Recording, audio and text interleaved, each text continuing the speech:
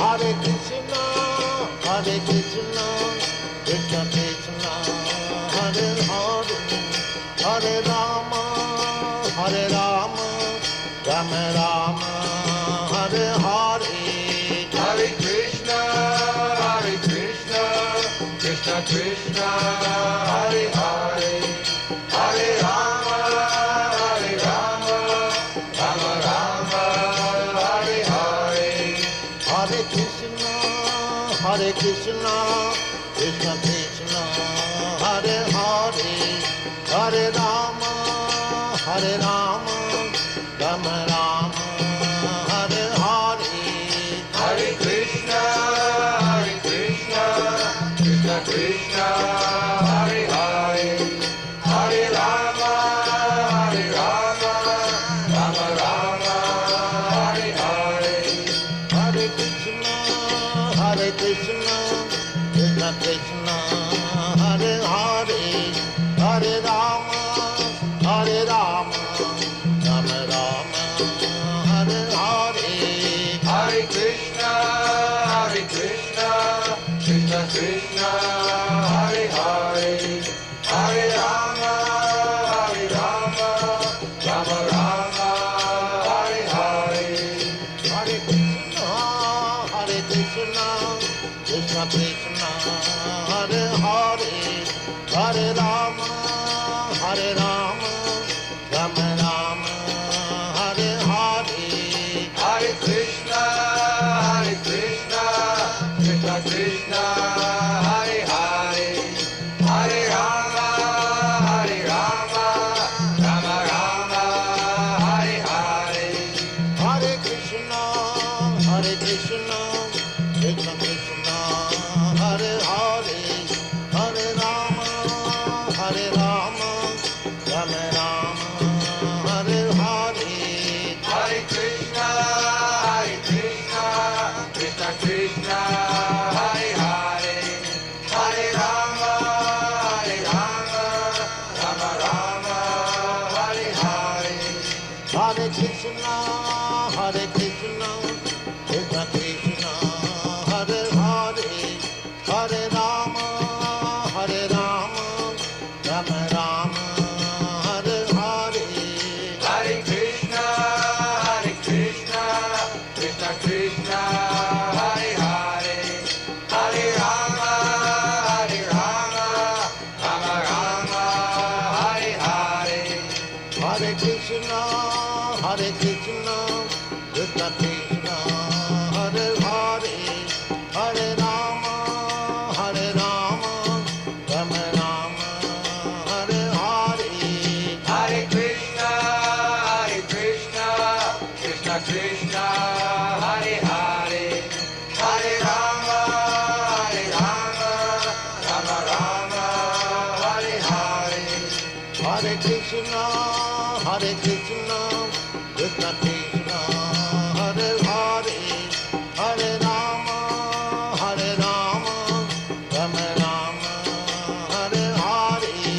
Hare Krishna,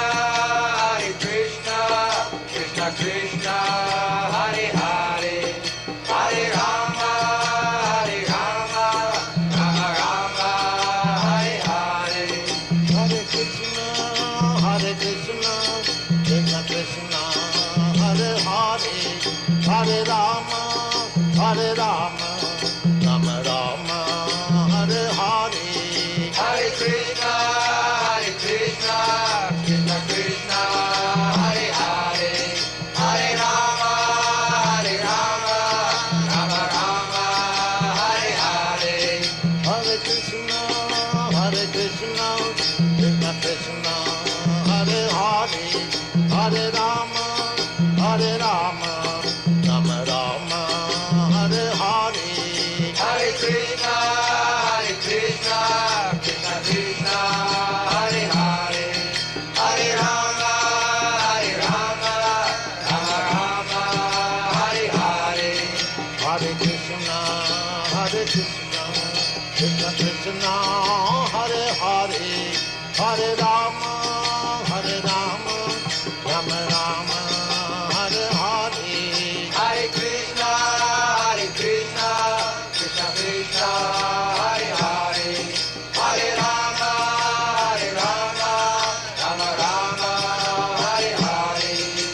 Hare Krishna, Krishna Krishna, Hare Hare, Hare Rama, Rama Rama, Hare Hare. Hare Krishna, Krishna Krishna, Hare Hare, Hare Rama, Rama Rama, Hare Hare. Hare Krishna, Krishna Krishna, Hare Hare, Hare Rama, Rama Rama, Hare Hare. Hare Krishna, Krishna Krishna, Hare Hare, Hare Rama, Rama Hare Hare. Hare Krishna, Krishna Krishna, Hare Hare, Hare Rama, Rama Rama, Hare Hare. Hare Krishna,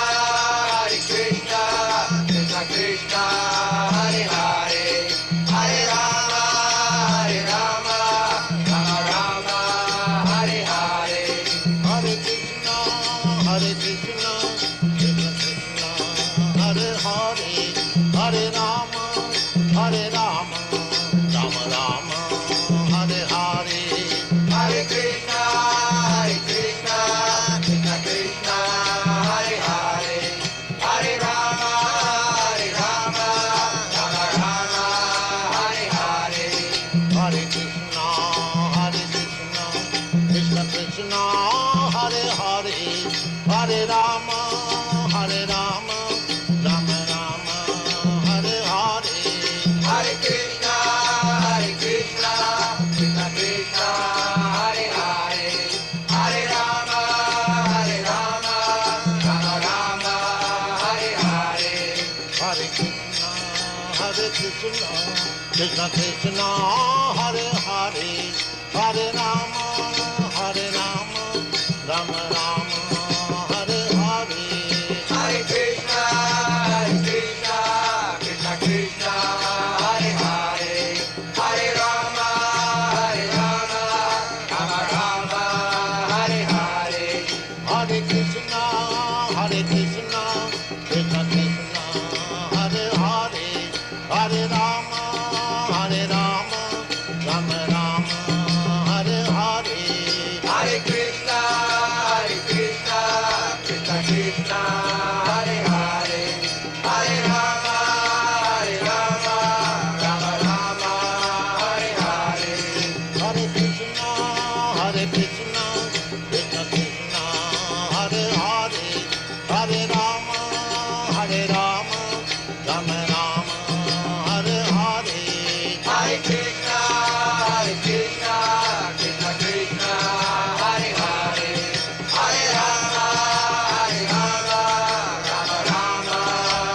Hare. Hare Krishna, Krishna Krishna, Hare Hare, Hare Rama, Rama Hare Hare. Hare Krishna, Krishna Krishna, Hare Hare, Hare Rama,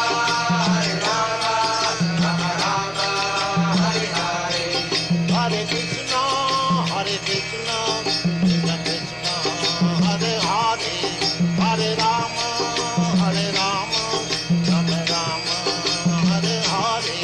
Hare Krishna, Krishna Krishna, Hare Hare, Hare Rama, Rama Hare Hare. Hare Krishna, Krishna Krishna, Hare Hare, Hare Rama, Rama Rama, Hare Hare. Hare Krishna, Krishna Krishna, Hare Hare, Hare Rama, Rama Hare Hare. Hare Krishna, Krishna Krishna, Hare Hare, Hare Rama, Rama Rama, Hare Hare. Hare Krishna,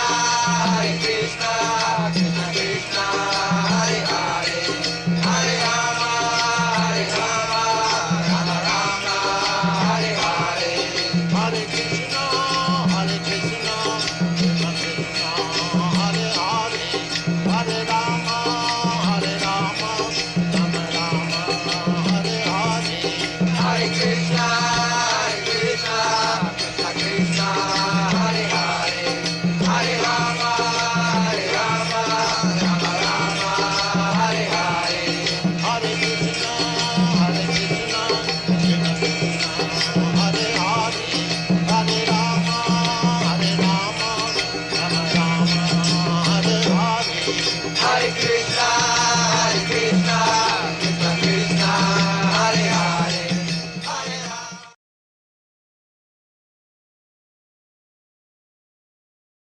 You have to excuse me today. I'm not,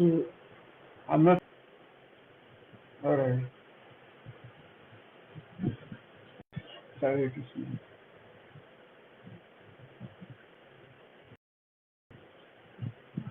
Hare Krishna, this is ISKCON. I have to apologize for a little bit late, actually, because there's some hiccups.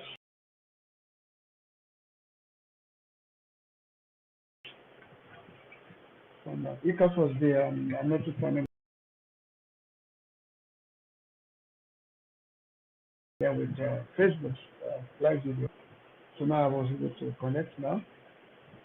So I'm going to sing a bhajan by Srila Bhaktivinoda Thakur. Then from there, this is about Sudha Bhakta. So Hare Krishna. All right.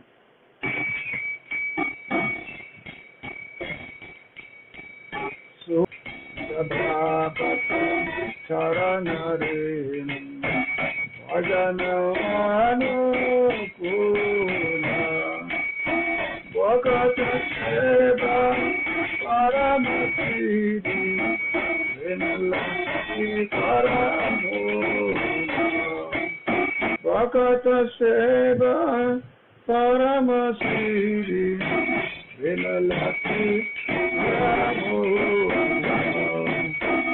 Adavati Bhakti Jatane Pavana Kori Adavati Bhakti Jatane Pavana Kori Vasati Kori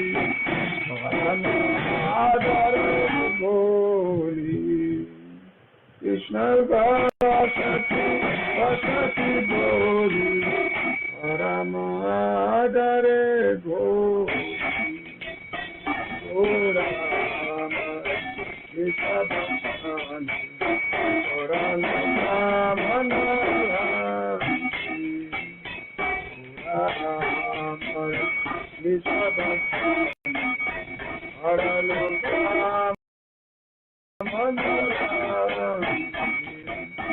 Krishna Vasani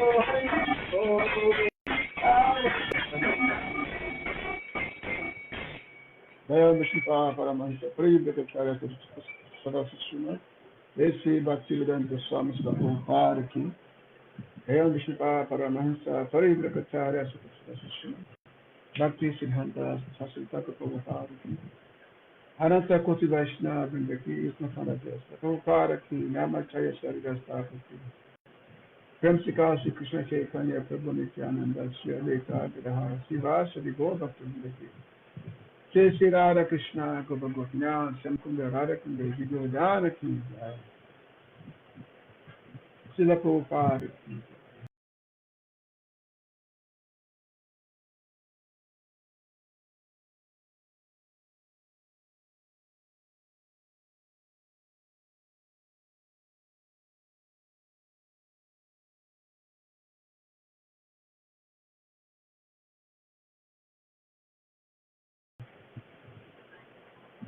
Om Adhyaya Udale Swayamrupa Kadama Yandagati Sakadantika Vandeham Sri Guru Sita Parakamalam Sri Guru Vaisya Sri Rupam Sakajatan Sahagana Raghunatha Tam Vitam Sajivam Sadheta Savarita Parigana Saita Sri Krishna Sri Radha Krishna Parasahagana Lalita Sri Vishakam Radha Kanta Namasatu Tatakanchana Gorange Radha Vindamnishare Vishabhanusute Devi Anamame Haryate Panchakapatarubhyascha Kripa Sindhu Devate Chitana Bhavanandhiya Vaishnavu Namo Mahavadanyaya Krishna Pimapadayate Krishnaya Krishna Chaitanya Nandi Gora Krishna Sri Krishna Chaitanya Prabhu Nityananda Sri Advaita Gadadhara Srivasadi Gaura Bhaktavinda Hare Krishna Krishna Krishna Hare Hare Hare Rama Rama Rama Hare Krishna Krishna Krishna Hare Hare Hare Rama Rama Rama Namo Vishnupadaya Krishna Krishna Bhutale Srimati Bhaktivedanta Swami Namaste Saraswati Devi Gaura Pracharine Nivishesha Sunyavadi Pashtapurishkari. So I'm very thankful for being on this platform this morning on the Kirtan Ministry platform. So I'm grateful for being invited to say something. So I'm live here from Vrindavan. This is Śravana. I'll be saying something about the glories of EKΑDAŠީ, since today's EKADAŠÍ. And of course, the Kirtan Ministry I should be expecting to say something about Kirtan, but there are other devotees on the planet. Glories of holiness itself is very vast subject, because Harinam, Nam Sankirtan, this is the Yuga Dharma, this is the religion of the age. So, so there's going to be more devotees who will be speaking about the holiness. Right now, today being EKΑDAŠީ, KAMIKA is EKADAŠÍ. So I will be saying something for the glorification of EKADAŠÍ.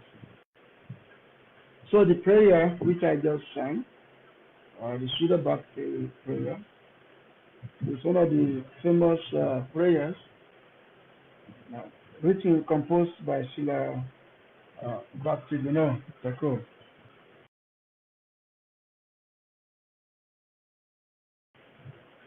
So this prayer, of course, is from the Śravana-kīrtana, and it's about the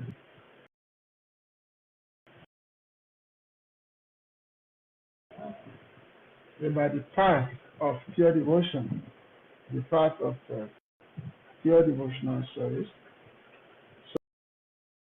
So if one follows this path as enunciated by Srila Bhaktivinoda Thakur,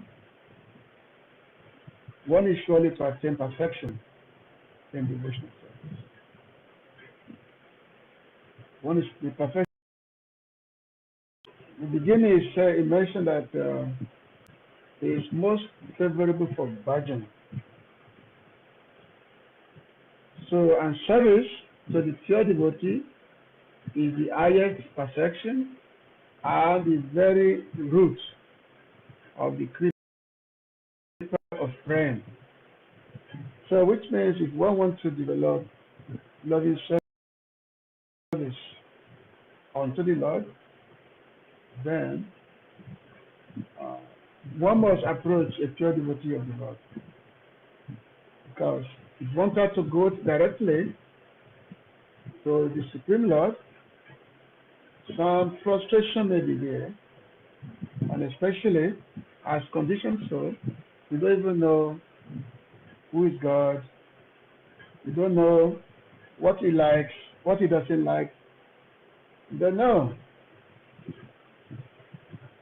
But Krishna said, Aham Bhakta Paradi, you know that my devotees, they are my heart. And he said that my devotees, they always keep me in their hearts. They keep me in their heart always.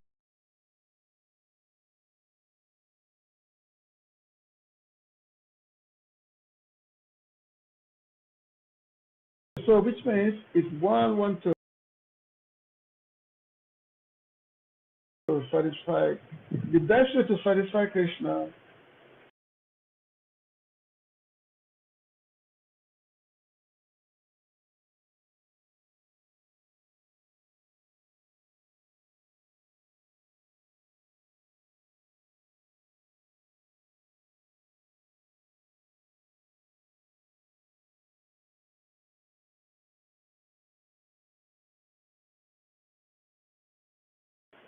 or to develop loving service unto Krishna, one, the path of perfection. It's mentioned in one of the slokas in one of the Smriti that there may be a perfection, that there may or may not be a perfection if one tries to serve, but there surely be a perfection if one serves a pure devotee of the Lord. So the pure devotees of the Lord, they actually hold the key to the kingdom of pure devotion. They hold the key to the kingdom. Only can will attain that the most auspicious. So therefore, Bhakata Seva Paramasili, Premalatika Mola, that yes, the service to the pure devotees, Bhakta Seva, so that one is the highest perfection and is the very root of pure devotional kripa. And Srila Rupa Goswami also mentioned this also in the Nectar of Instruction. And Srila Sanatana Goswami also wrote a lot about this in Adibhakti Vilas. That yes, Ado Guru Ashraya, Ado Bhakta Ashraya, that there one was six chapter of the pure devotee of Krishna. So now, Srila Bhaktivinoda Thakur said, Madhava Titi Bhakti Janani Jatani Palana Kori Krishna Bhashati Boli Parama Adari Boli. Now, Isha I carefully observe Madhava's holy days, Madhava-kīrtana, which means EKΑDAŠī. EKADAŠī, Janmashtami, these are called the mother of pure devotion. Madhava-kīrtana, so they are the mother of devotion. I mentioned that Krishna Bhashati, know that Krishna dwells in these holy days. With great regard, I also accept them as my resident. So EKADAŠī is not an ordinary day. EKADAŠī is the day of Lord Hari. It's called Hari Prasad. It's the day that is most dear to the Lord. And because the Lord himself, he resides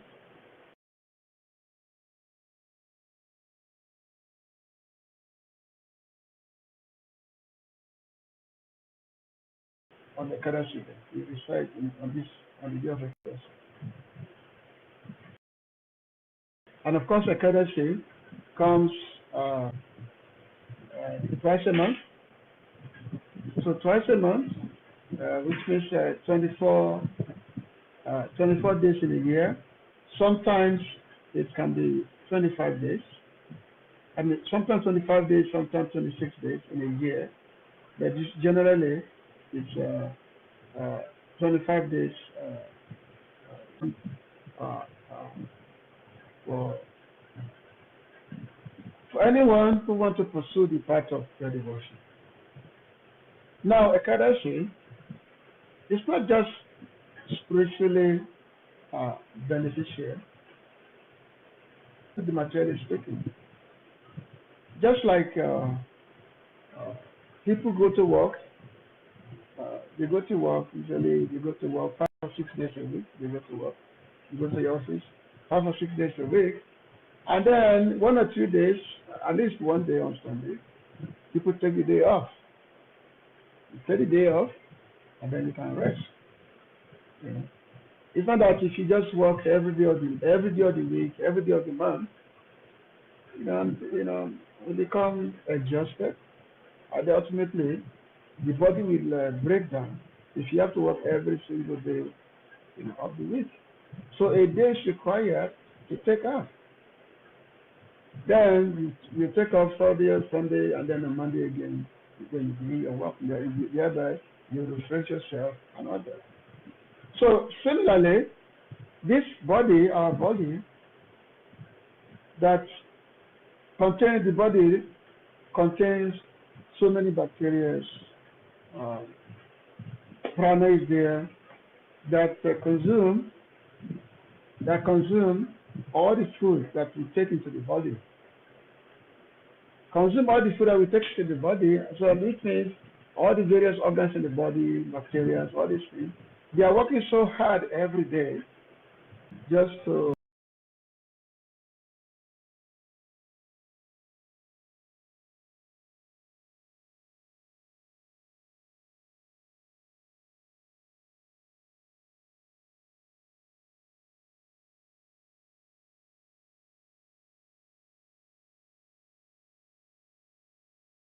for the proper sustenance.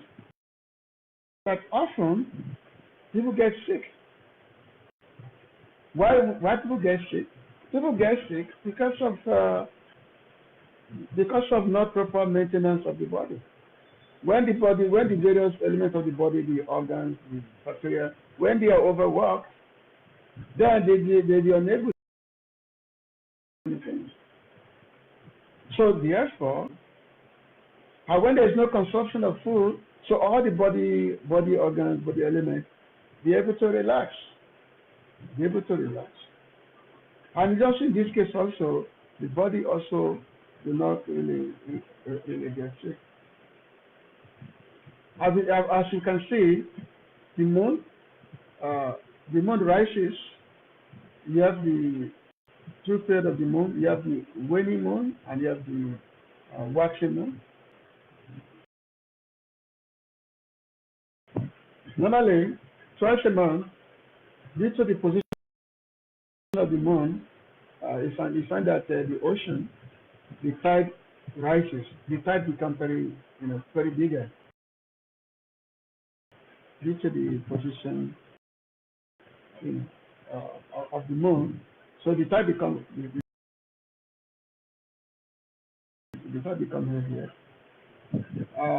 Even the rivers, so they have become much more bigger during that time. So that's why it actually makes it very, very important that yes, the body is given a break. Every fortnight, the body is given a break.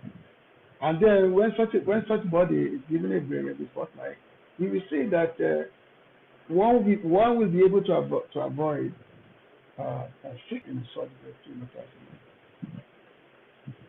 And like in the first canto, Bhagavatam, when Srila Prabhupada was describing about the activities of Maharaj Parikshit, And that Srila Prabhupada was, in terms of the proper management, management of the nation or the kingdom.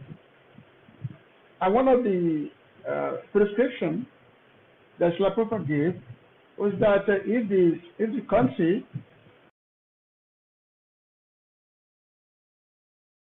if they can maintain a system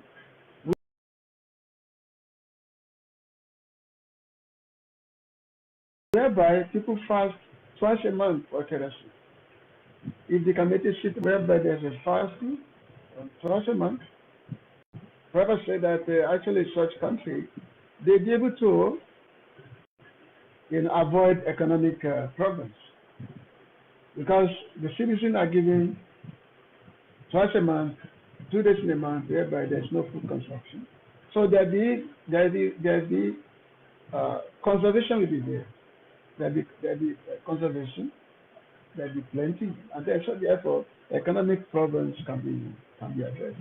So EKÀDAŞÍ has such even much material benefit, not to talk of spiritual benefit that is here.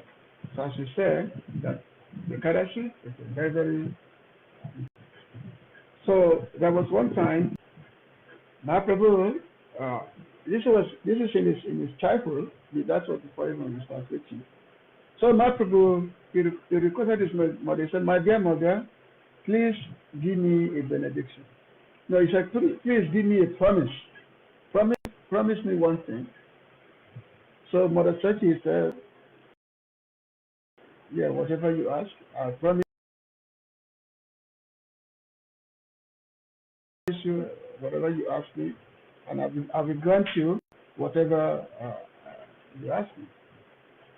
So, meanwhile, Chaitanya Prabhu, he said, "Please promise me that you will observe every EKÀDAŞÍ. Promise me that you will observe every EKÀDAŞÍ." And the Chaitanya Prabhu said yes. And Mother Sachi said yes. Okay, I promise you that from today on, I will be observing EKÀDAŞÍ. So even the Lord is associated. They all observe EKÀDAŞÍ. That's such an important, because Lord Krishna reside on EKÀDAŞÍ day. It has such a significance. It also mentioned that the personification of sinful activities resides in the grain on the EKÀDAŞÍ day. It resides in the grain on the EKÀDAŠÍ day.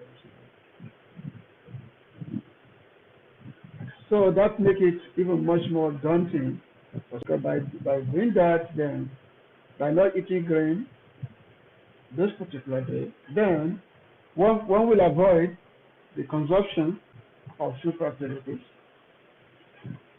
And of course, normally the devotees, it's not that they only fast from grains or legumes or grains. They also, actually most devotees, those who are actually serious on the path of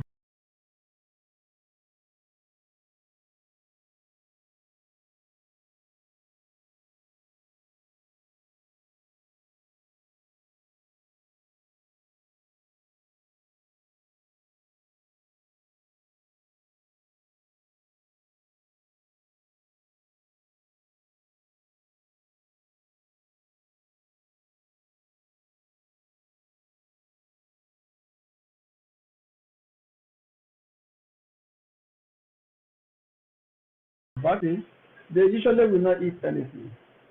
They most will say, okay, I'm going to observe this thing in the EKÀDAŞÍ. But actually, if you think about it, maybe EKÀDAŞÍ was meant only for one purpose. For devotees, every EKÀDAŞÍ is supposed to be there. Every EKÀDAŠÍ. This is what. So there was a time in Jagannath Puri when Sri Chaitanya Mahaprabhu and his associates, they were having kirtans, non-stop kirtan normally, and then the pandas of Jagannath Puri, they offered them Jagannath Mahaprasada. So Jagannath Mahaprasad was offered to the associates of to the Chaitanya Mahaprabhu and the associates. So now, as I said, if one is offered Mahaprasad, Mahaprasad should always be honored. If one is offered Mahaprasad, okay. As I said, because why? Because Mahaprasad is Krishna himself. Mahaprasad Govinde Nama Brahmani Vaishnave Sapa Punya Batan Raja Vishwato Navajayate. So Mahaprasad is Krishna himself. So he mentioned that those who have very few pious activities to their credit, they can never develop faith in Mahaprasad. Because why? Because they have very few pious activities, very few pious credits. So those kind of persons, they don't have faith in Mahaprasad.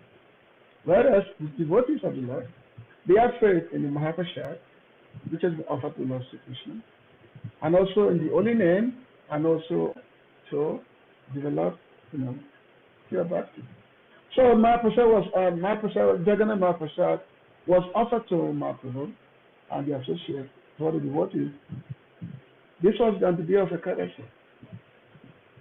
So Mahaprabhu, not the son of Mahaprasad. So it's an EKÀDAŞÍ day. Mahaprasad is offered. At the same time, we cannot dishonor Mahaprasad. At the same time, we cannot dishonor EKÀDAŞÍ. Because EKÀDAŞÍ means you have to fast. That cannot be food taking. This is the proper procedure for observing EKÀDAŞÍ. So, what did the Lord and his associates, what did they do? So Mahaprabhu, what did they do? They simply, they perform kirtan. They perform kirtan and offering prayers and offered Dandavat pranams to the Mahaprasad, which are there from so many pranams is there, which you find in the Vedas, the Upanishads, so many Puranas, even Bhagavatam also. And then they chant so many prayers, they read from Bhagavatam, they read from Upanishads for the entire night. So in this way, the prasad is honored, Mahaprasad is honored that way by simply offering pranam to the Mahaprasad. We're not consuming it, and then in the next day, in the Dwadasi, so devotees, they did all their morning duties, and then they honor the Mahaprasad. So, as I said, the Mahaprasad, the EKÀDAŞÍ, very special thing. Devotees, they honor them.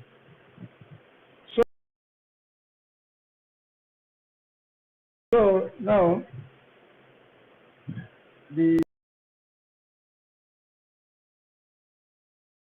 some of the potency, some of the power of EKÀDAŞÍ. Actually, before I narrate a story, even during the time of Lord Krishna pastime, during the Krishna Lila, the Brajavasis, they will always observe EKÀDAŞÍ. They all observe EKÀDAŞÍ Brajavasis. And then the next day, they observe EKÀDAŞÍ, and then they go to Abhiya Kalna, like Nanda Maharaj, so Abhiya Kalna. Some nice pastimes is there. A lot of nice different pastimes are there. So even just like when before, for a long period of time, Nanda Maharaj and Yashoda Maya, they did not have a child. They didn't have an issue, no child for a long period of time. So, and they're getting old, and even all the Brajavasis, cowherdmen, they are wondering why our king, Nanda Maharaj, is not having a child. They are praying to Bhagavan, to Narayan, that please enable our king, Nanda Maharaj, to have a child. So Nanda Maharaj and Mother Yashoda, so they were wondering that how come they are not having a child. So Mother Yashoda said, then Mother Yashoda then started to say that maybe because we are not properly observed EKADAŞΗ and Dvadashi, maybe that is the reason why we are not having a child. So they decided to EKADAŞΗ is that the night before the EKADAŞΗ, one should not eat anything the night before. So which means after 6 o'clock the previous day, one's not supposed to eat anything. And then the EKADAŞΗ day itself, one fast all day long. And then the next morning, there's a certain prana time, the prana timing, when EKADAŞΗ is supposed to be broken. And when it's broken, the timing, one is broken, and then one continues, one remains fast the rest of the day after the breaking of the EKADAŞΗ. So basically, EKADAŞΗ is normally observed over a 3-day period. So when Nanda Maharaj and Yashoda Maya, so when they observe this for 1 year, and after 1 year, when Yashoda became pregnant with Lord Krishna. So Lord Krishna made his appearance and become the darling son.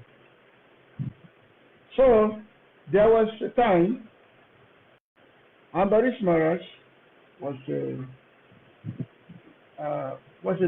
great king, and he was a very dear devotee of the Lord. In Bhagavatam, he mentioned the bhakti, the devotion of Ambarish Maharaj, how he followed all the 9 processes of devotion. That is, this is the Śravana-kīrtana, Smarana, Śravana, Kirtana, Smarana, Vishnu Parasevana, Archana, Padma, anyway, there are 9 processes of devotion services here. So Ambarish Maharaj, he followed all these 9 processes of devotional service. But Ambarish Maharaj, he would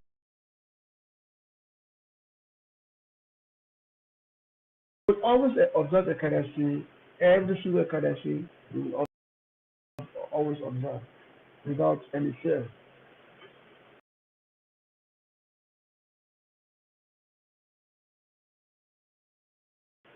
So there was one time when Ambarish Maharaj, he was observing EKADAŞΗ,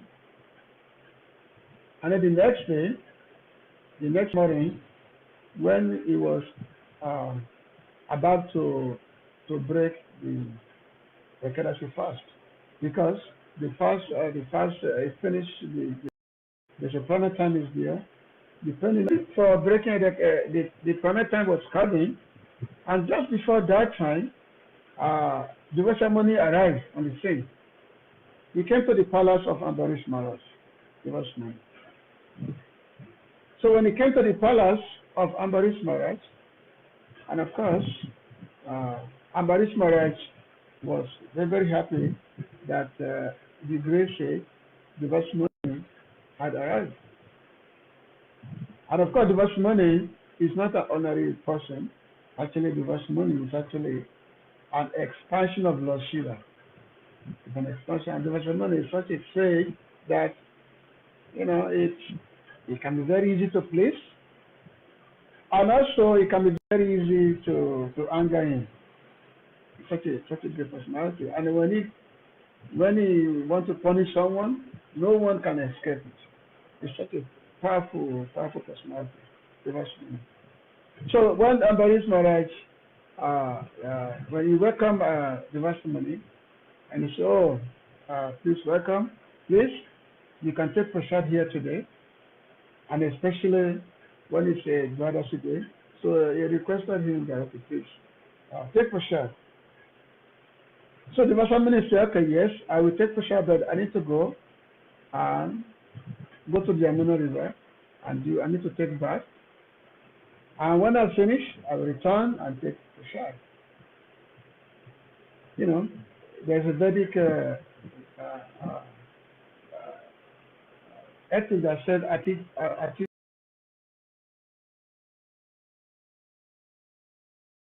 Deva Baba, that in one's house, Atiti means a guest. A guest is like a king.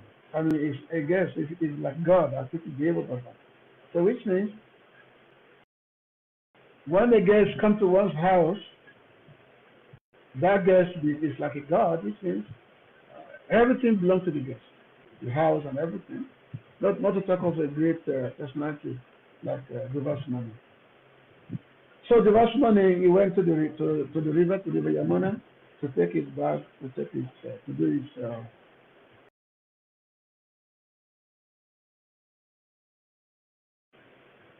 So now, when is the sage is going to arrive? So that, because especially he has to break his fast, you know, and the time was coming.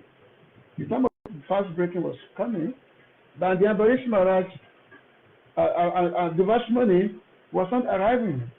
So what to do? Devasmani was not coming. What to do?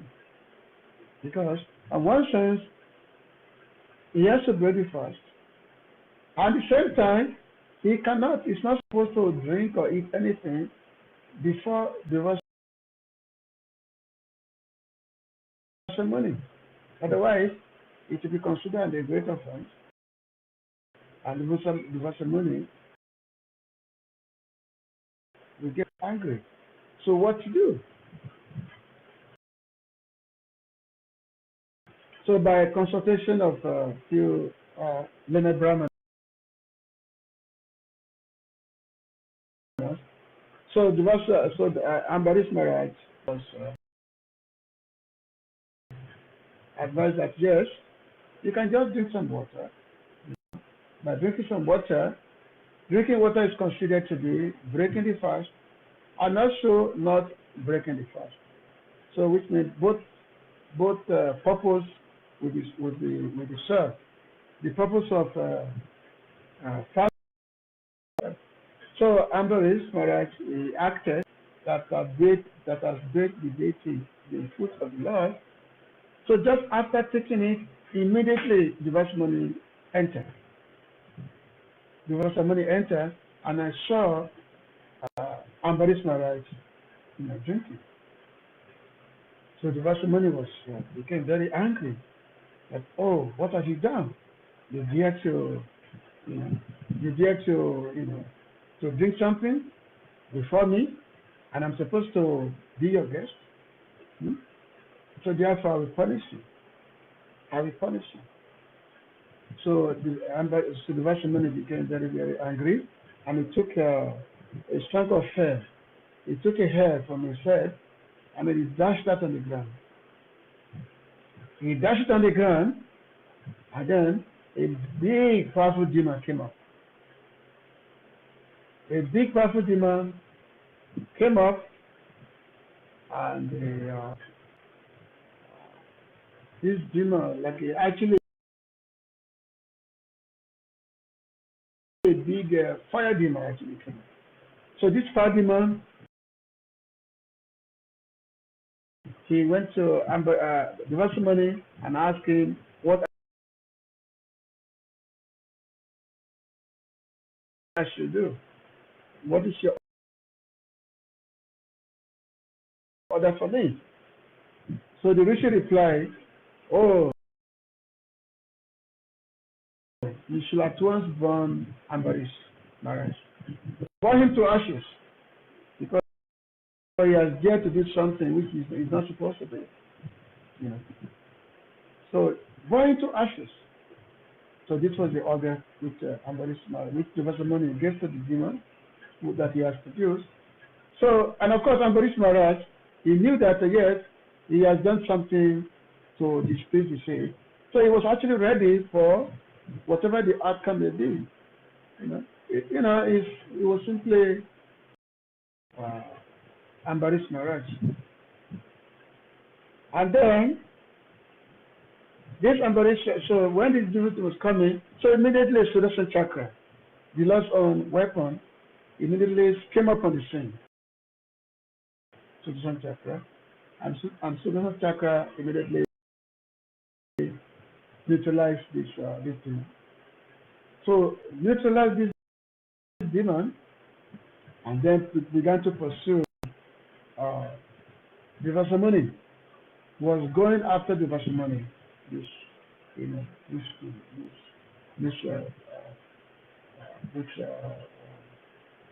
thing, the Sudarshan Chakra. Well, so Vivasamuni, he saw the chakra coming after him, so he started running for his life. And he was going to so many planets. So wherever he goes, he saw the chakra following him wherever he goes. So he went to Lord Brahma. He went to the planet of Lord Brahma, asking Lord Brahma to save him. Lord Brahma said, I cannot save you. I have no power to save you. This is the Lord's chakra, pursue you. I cannot save you. And then he was running. He went to Lord Shiva, begging Lord Shiva to save him. Lord Shiva said, I cannot save you. I cannot. I have no power to save you. This is the Lord's chakra. And then he kept running. Then he even went to Vaikuntha. Say, Vivasamuni is such a powerful state. If he can travel to Vaikuntha. He can go in and out of the material world. Because why? Because actually Vivasamuni is not an ordinary person. As you said, it's an expansion of Lord Shiva. And when he was running away from chakra, it's not that the chakra can actually run much faster than Vivasamuni. The chakra was following Vivasamuni just to show that yes, the devotees they always been protected by Lord Vishnu. They always been protected by the Sudarshan Chakra of the Lord. So therefore devotees normally have no fear because they always under the protection of Sudarshan Chakra. But the Sudarshan Chakra is just pursuing the Vivasamuni just to show this only. So when the Vivasamuni he entered the spiritual world, he entered to the palace of Lord Vishnu, and then he bowed down to Lord Vishnu and begged for forgiveness and prayed to Lord Vishnu to save him from his chakra. So Lord Vishnu said, I cannot save you, I have no power. Even though his own chakra, my devotees, it's only he can. So the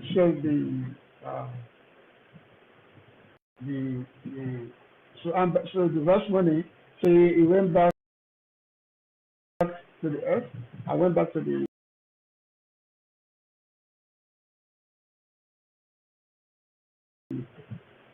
to Ambarish Maharaj and begged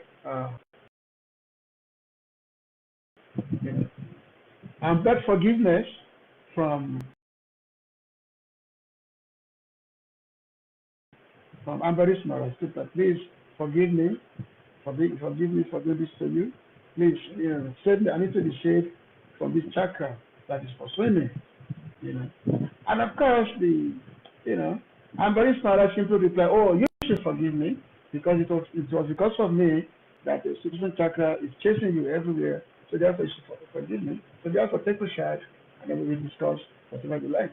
So in this case, because Ambarish Maharaj did not take offense, so Sudarshan Chakra stopped pursuing, was very happy, and he actually glorified the Vaishnava.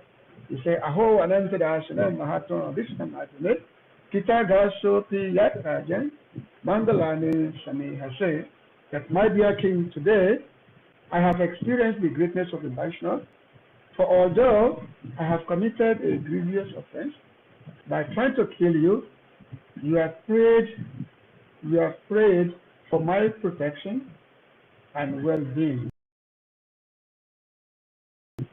So this pastime, of course, we will read in the Bhagavatam and then Canto.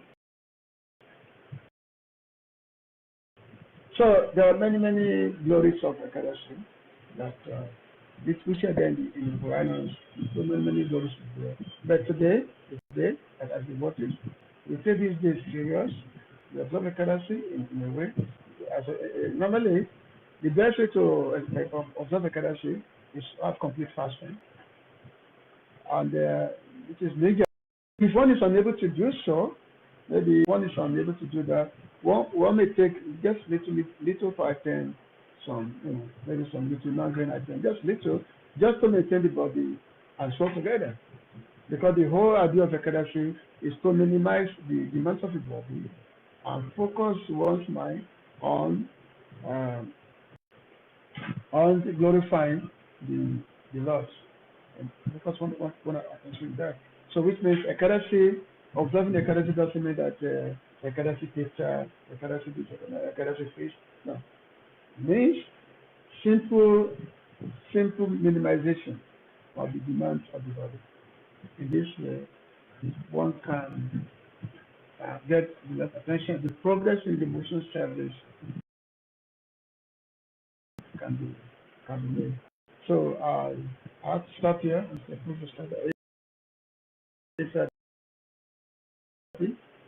So I thank everyone who have listened to this speech of mine. So maybe in the future again, we have the opportunity to further interact.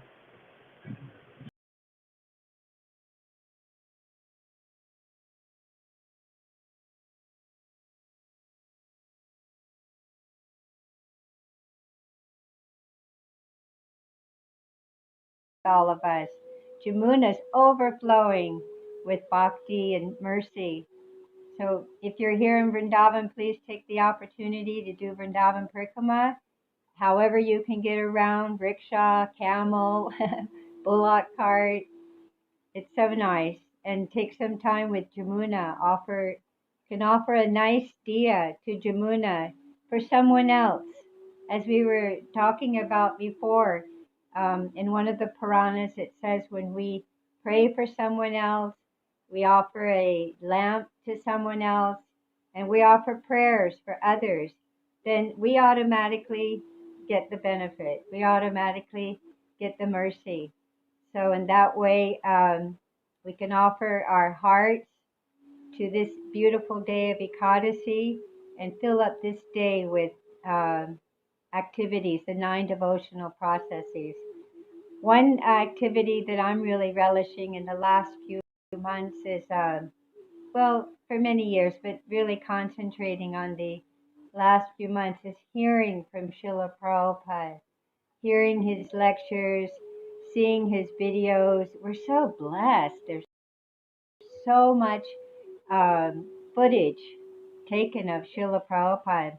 And hearing his lectures, there's a series of about 24 lectures from the Nectar Devotion Prabhupada gives in 1972, sitting in front of Rupa Goswami Samadhi here in Vrindavan.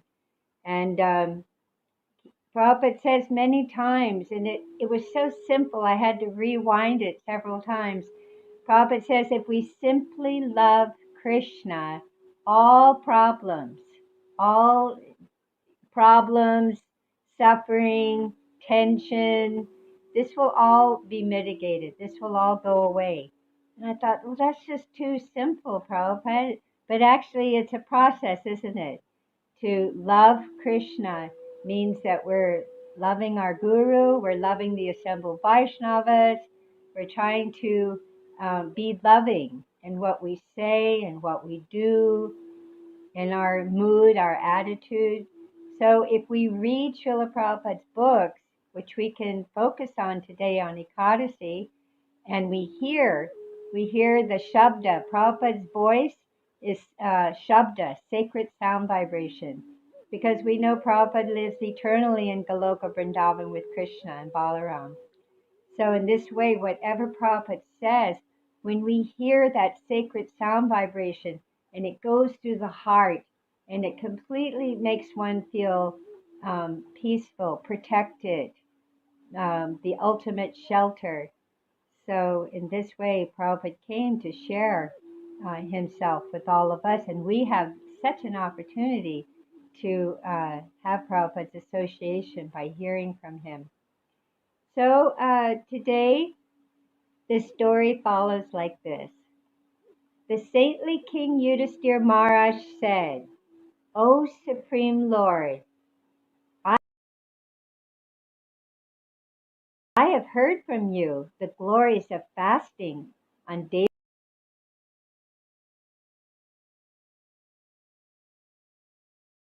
Śravana-kīrtana, which occurs during the dark fortnight, or Krishna Paksha, of the month of Shravan, July, August. It's a very sacred month in Vrindavan, the month of Shravan. Soon we'll be doing the swing ceremony. I hope you all can come and participate in that. Oh, Govinda Dev, please be merciful to me and explain its glories. O Supreme Vasudev, I offer my most humble obeisances unto you." The Supreme Lord, Sri Krishna, replied, "O King, please listen attentively as I describe the auspicious influence of this holy fast, or rut, which removes all sins." Narada Muni once asked Lord Brahma about this same topic. "O Regent of all beings," said Naradaji, "O you who sit upon a water-borne lotus throne, please tell me the name of the EKÀDAŞÍ that occurs during the dark fortnight of the sacred month of Shravan.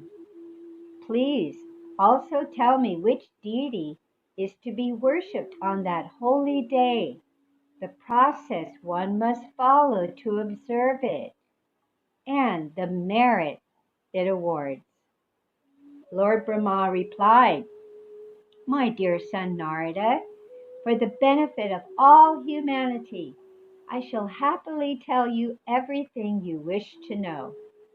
For just hearing the glories of the KAMIKA EKÀDAŞÍ bestows merit equal to that obtained by one who performs a horse sacrifice.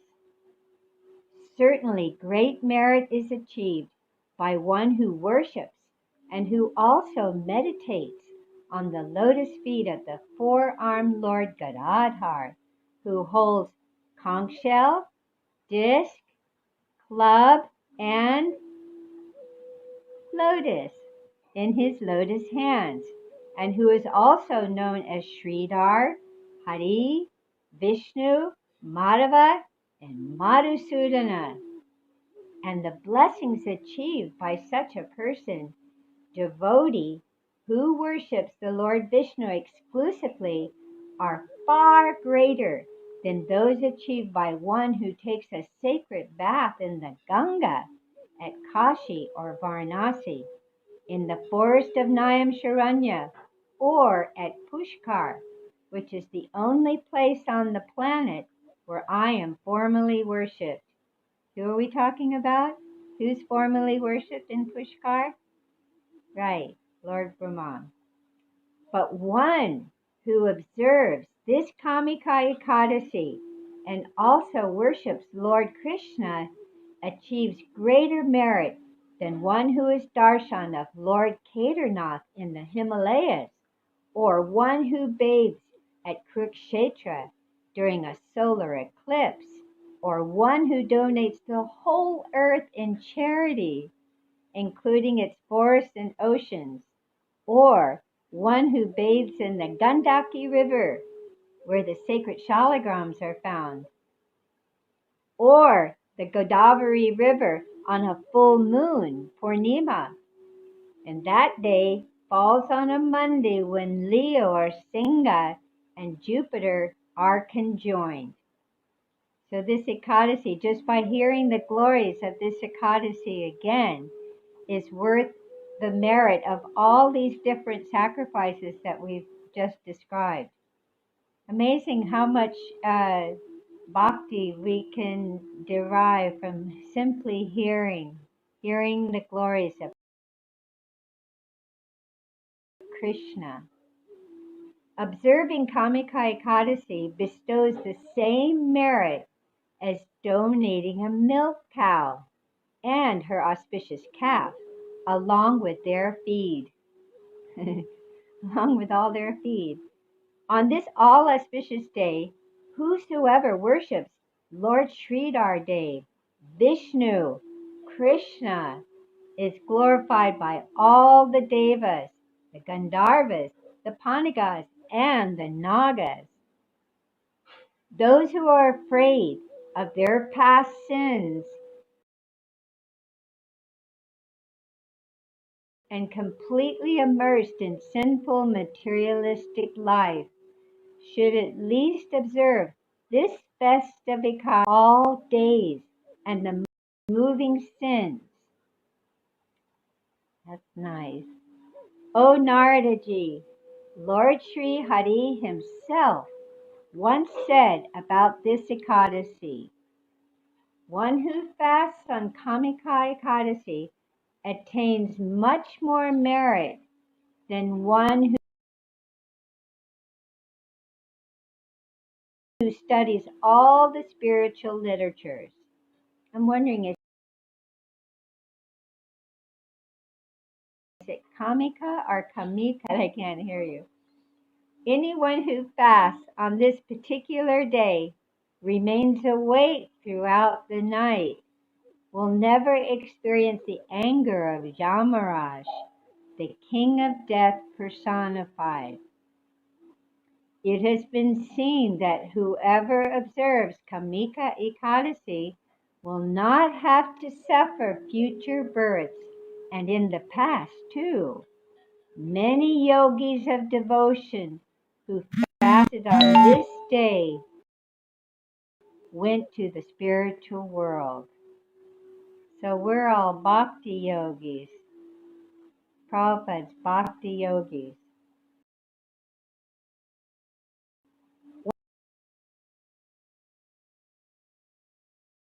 From Srila Prabhupada, fasting means from grains, from beans, from unnecessary talking, and especially any kind of fault finding is completely taboo on any day, what to speak of EKADAŞΗ, and trying to serve others with some love, some gratitude, reading Prabhupada's books, hearing Prabhupada's lectures, and trying to be of some service to others. Whosoever worships Lord Sri Hari with tulsi leaves is freed from all implication of sin. Indeed, he lives untouched by sin. As the lotus leaf, although in the water, gains as much merit as one who gives away in charity 200 grams of gold and 800 grams of silver. The Supreme Lord is more pleased by one who offers him a single tulsi leaf than by one who worships him with pearls, rubies, topaz, diamonds, lapis lazuli, sapphires, cat's eye gems, and coral. So just one tulsi leaf. So we're so blessed. Prabhupada's given us this knowledge and this process for attaining bhakti, for loving Krishna. One who offers Lord Keshava newly grown manjari buds from the tulsi plant gets rid of all the sins he has committed during this or any other lifetime. Indeed, mere darshan of tulsi on KAMIKA EKADAŞΗ removes all sins, and merely touching her and praying to her removes all kinds of disease. Wow, that's beautiful. Mere darshan of Tulsi Devi today removes all sins. So most of us have some access to seeing Tulsi and praying to her, circumambulating her. Even this little detail that Prabhupada has given us in the morning program. After Mangalarti, we offer our Vancha Kalpas to each other, and then we circumambulate Tulsi Devi. It's very beautiful. One who plants or transplants Tulsi on this day will eventually, who awards liberation in devotional service. One should therefore daily offer one's full obeisances. Let's do that right now together. Vrindai Tulasi Devai Priyai Kesavacha Krishna Bhakti Paridevi Sachivacha Namo Namaha Namo Namaha Jai Tulsi Maharani Ki Jai. One who plants or transplants Tulsi on this day will eventually reside with Lord Krishna in his own abode. Even Chitragupta, who is Yamaraja's secretary, of course you knew that, cannot calculate the merit obtained by one who offers Srimati Tulsi Devi a perpetually burning ghee lamp. At least for one day, we can put the ghee lamp on our altar and just have it burn for Tulsi all day long, burn for the peace in our society and the following of Srila Prabhupada's desires, that we cooperate and we get along and we see the good in each other. Whoever offers a ghee or sesame oil lamp to Sri Krishna on this day is freed from all his sins and enters the abode of Surya, the sun god, with a body as bright as 10 as mentioned herein. She or he is elevated to the heavenly planets along with all their forefathers. Very merciful EKADAŞī, as all EKADAŞīs are, but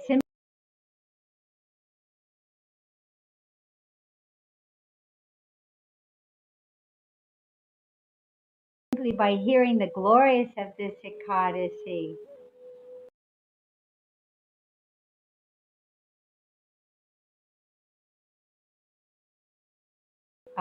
one sin so far away.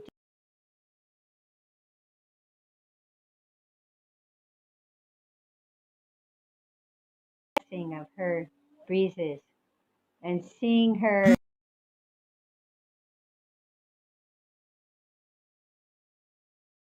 Muni concerning the incalculable glories of this KAMIKA EKADAŞī, which removes all sins.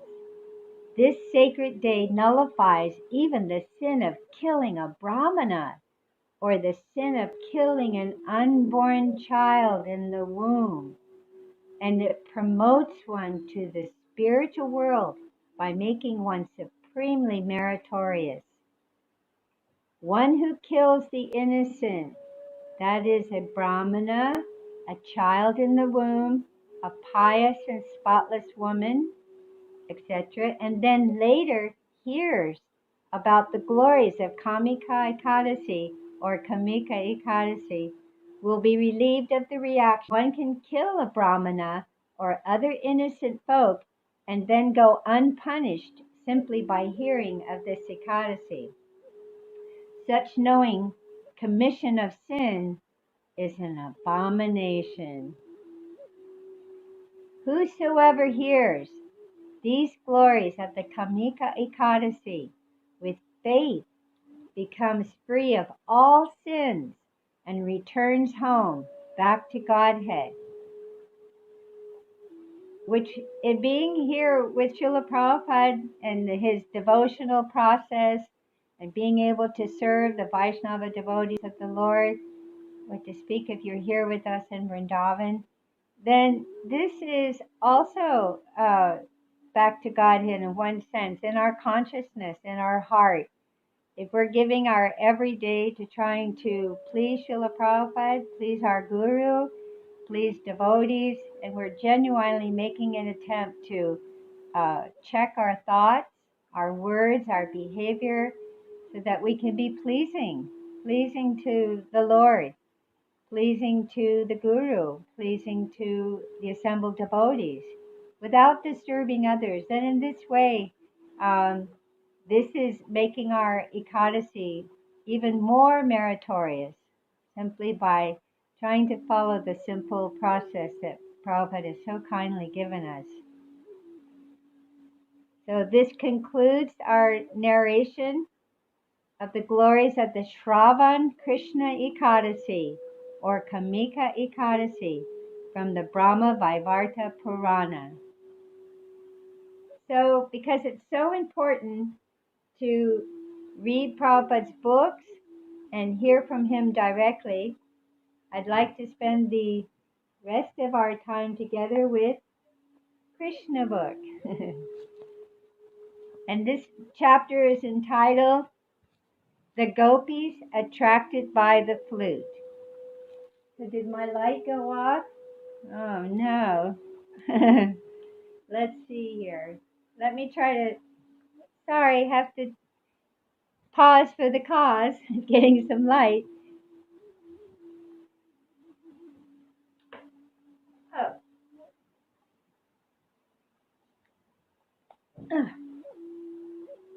Okay.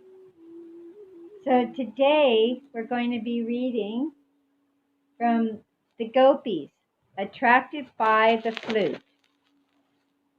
With the arrival of the beautiful autumn season, the waters in the lakes and rivers became as clear as crystal and filled with fragrant lotus flowers, and breezes blew very pleasantly.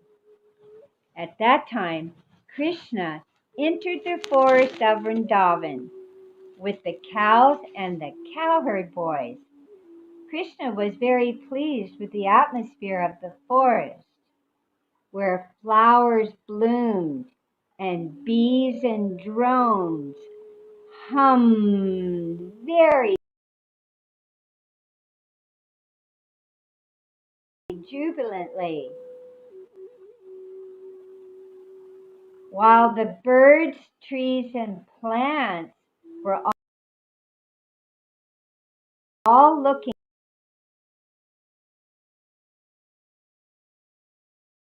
began to vibrate his transcendental flute.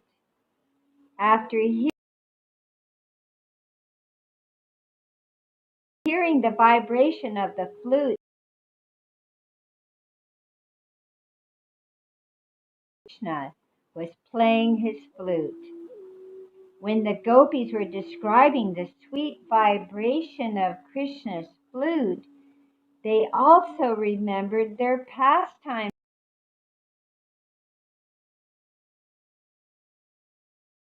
with him.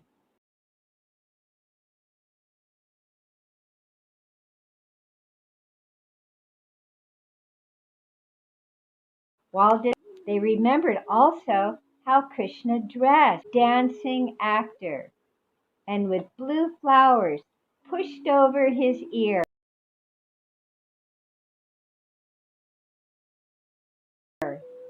His garment glowed yellow gold,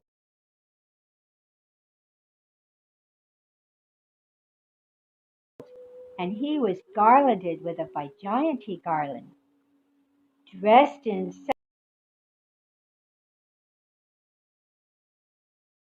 such an attractive way, Krishna filled up the holes of his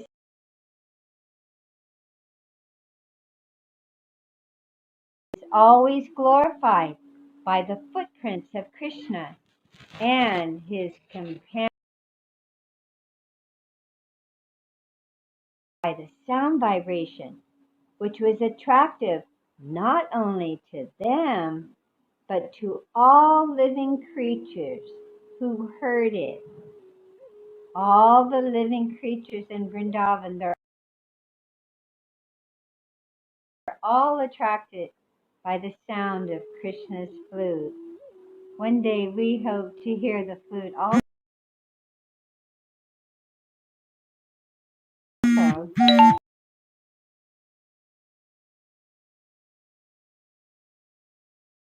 Entering the forest and playing their flutes and tending the cows with their friends.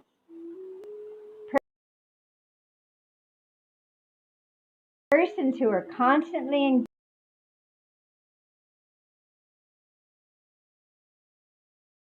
in everyone internally with the cowherd boys have actually attained the perfection of samadhi. So here's Prabhupada telling us what actual samadhi is, what actual peace of mind is, thinking of Krishna in everything and everyone. And when we forget Krishna, then we pull our hearts back. We all the activities of the senses in a particular object. And the gopis indicate that the pastimes of Krishna are the perfection of all meditation and samadhi.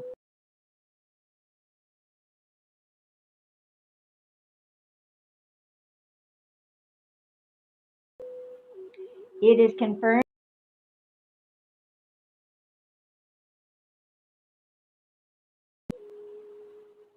And that's nice. Yet the most important meditation,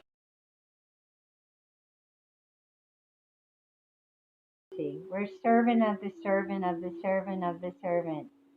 So hopefully we can aspire in the footsteps of the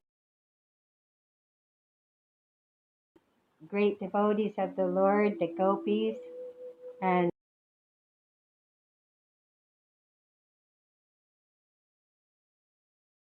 all the residents of Vrindavan as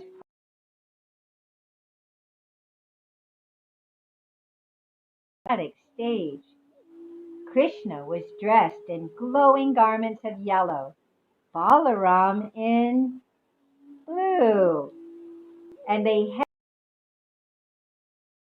held new twigs of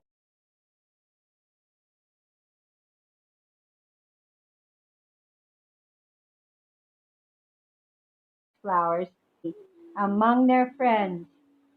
You hear these songs that when you do Vrindavan Parikrama, all the ladies, they walk together in beautiful colored saris, sometimes carrying their children on their shoulders.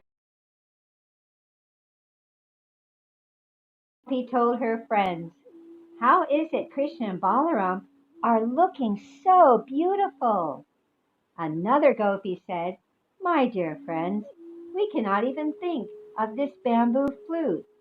What sort of pious activities did this flute execute so that it is now enjoying the nectar of the lips of Krishna, which is actually the property of us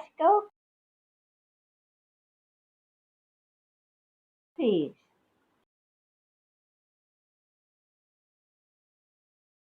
Only to them. So the gopis asked, "How is it possible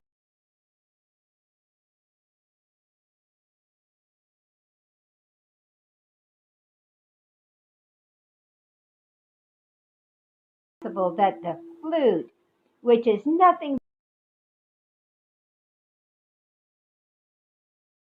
but the lakes and the rivers are considered to be the mothers of the trees, because the trees live simply by drinking water. So, the waters of the lakes and rivers of Vrindavan were in a happy mood,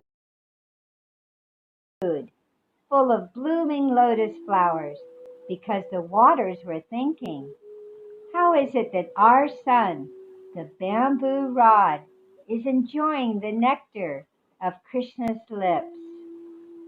Everything is hot. The bamboo trees standing by the banks of the rivers and the lakes were also happy to see their descendants so engaged in the service of the Lord. Just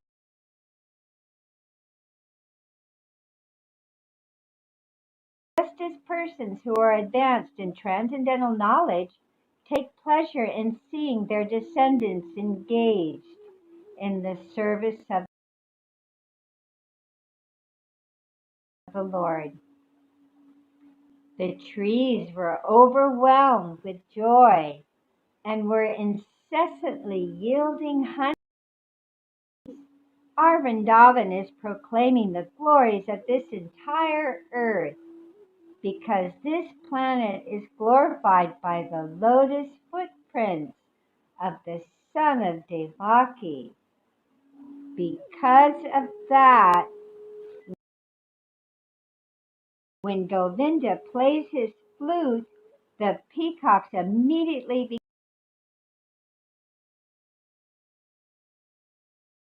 become mad, as if they had heard the rumble. Maybe you can come for Kartik this year. Okay, so Krishna's flute, the peacocks immediately became mad, as if they had heard the rumbling of a new cloud. When all the animals, trees, and plants, either on the top of Govardhan Hill or in the valley, see the dancing of the peacocks, they all stand still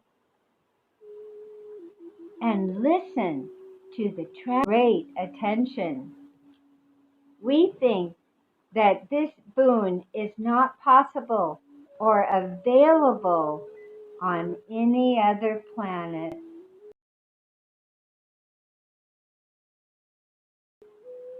Although the gopis were village cowherd women and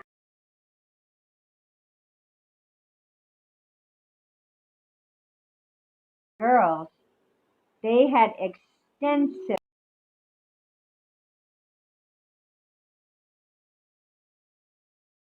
truth of the Vedas simply by hearing from authoritative sources. My dear friends, just see the deer. Although they are dumb animals,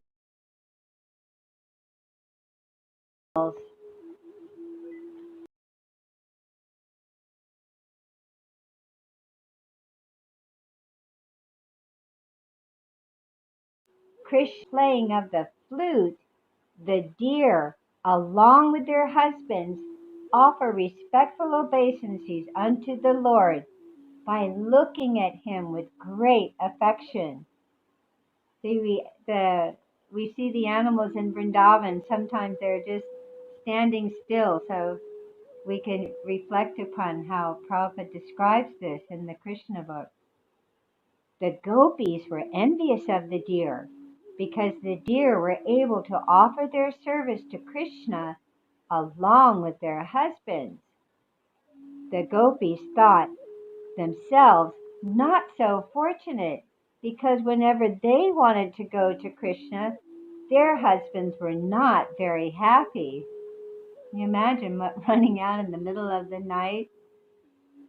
Another gopi said, "My dear friends, Krishna is so nicely dressed that he appears to be the impetus to various kinds of ceremonies held by the women folk.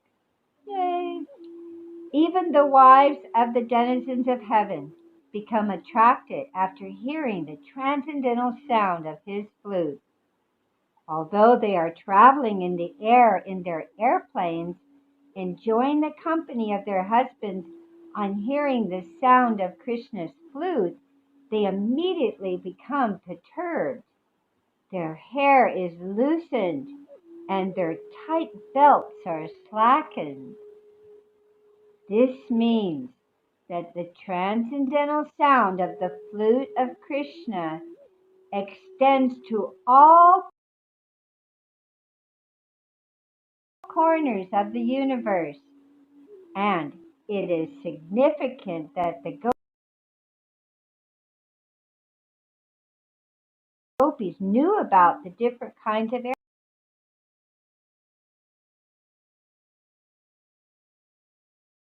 displaying his pastimes 5,000 years ago, but still today, simply by reading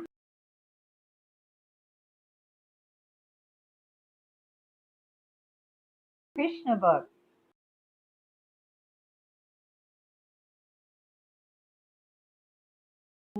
Blessing that Prabhupada has given us is simply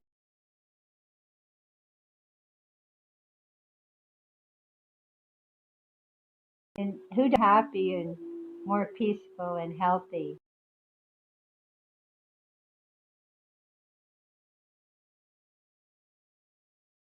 and able to see through the eyes of Shah.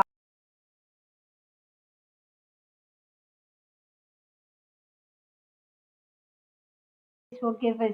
Another gopi said to her friends, "My dear friends, the cows are also." It sounds to them like the pouring of nectar.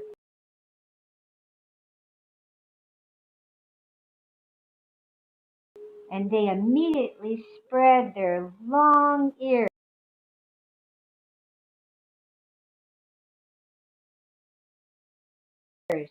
just to catch the liquid nectar of the flute.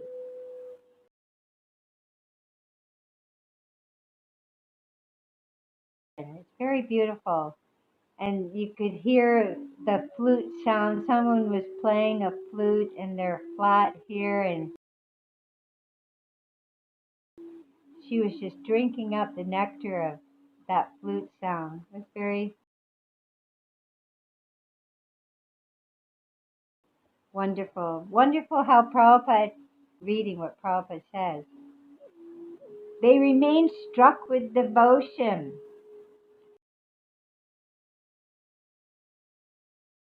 And tears glide down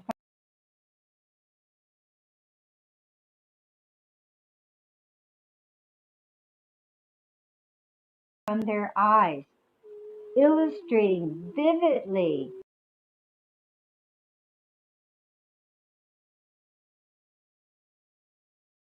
how they are embracing Krishna, heart,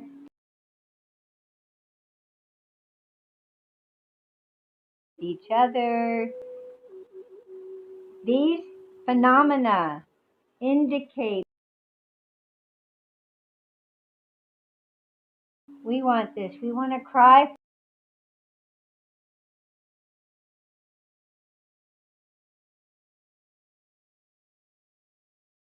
tears as somewhat of an offering in our daily lives.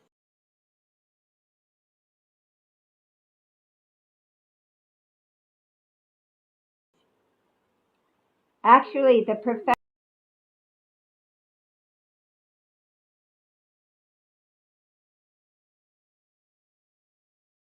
of Krishna consciousness can be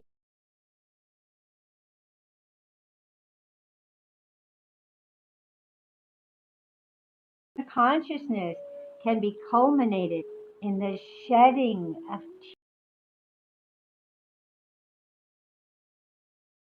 tears.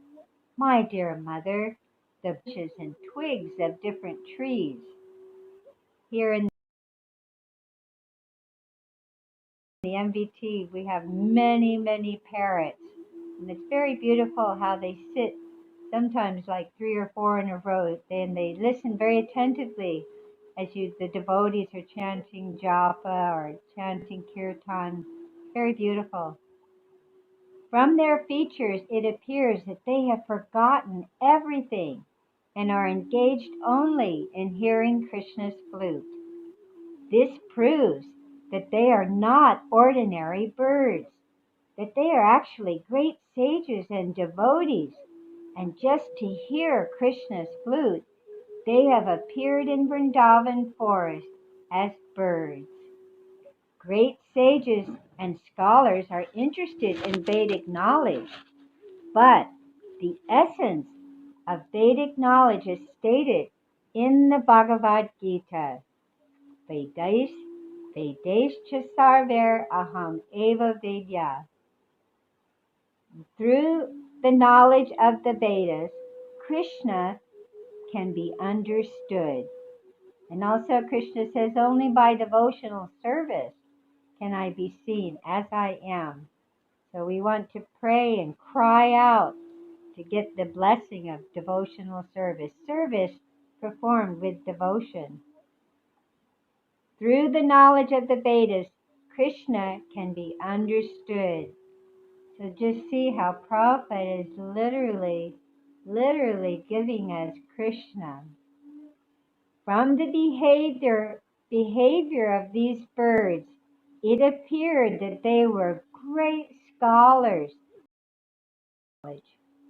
Even the river Jamuna, being desirous of embracing the lotus feet of Krishna, after hearing the transcendental vibrations of his flute, broke her fierce waters to flow very nicely with lotus flowers in her hands, just to present flowers to Mukunda, Krishna, with deep feeling.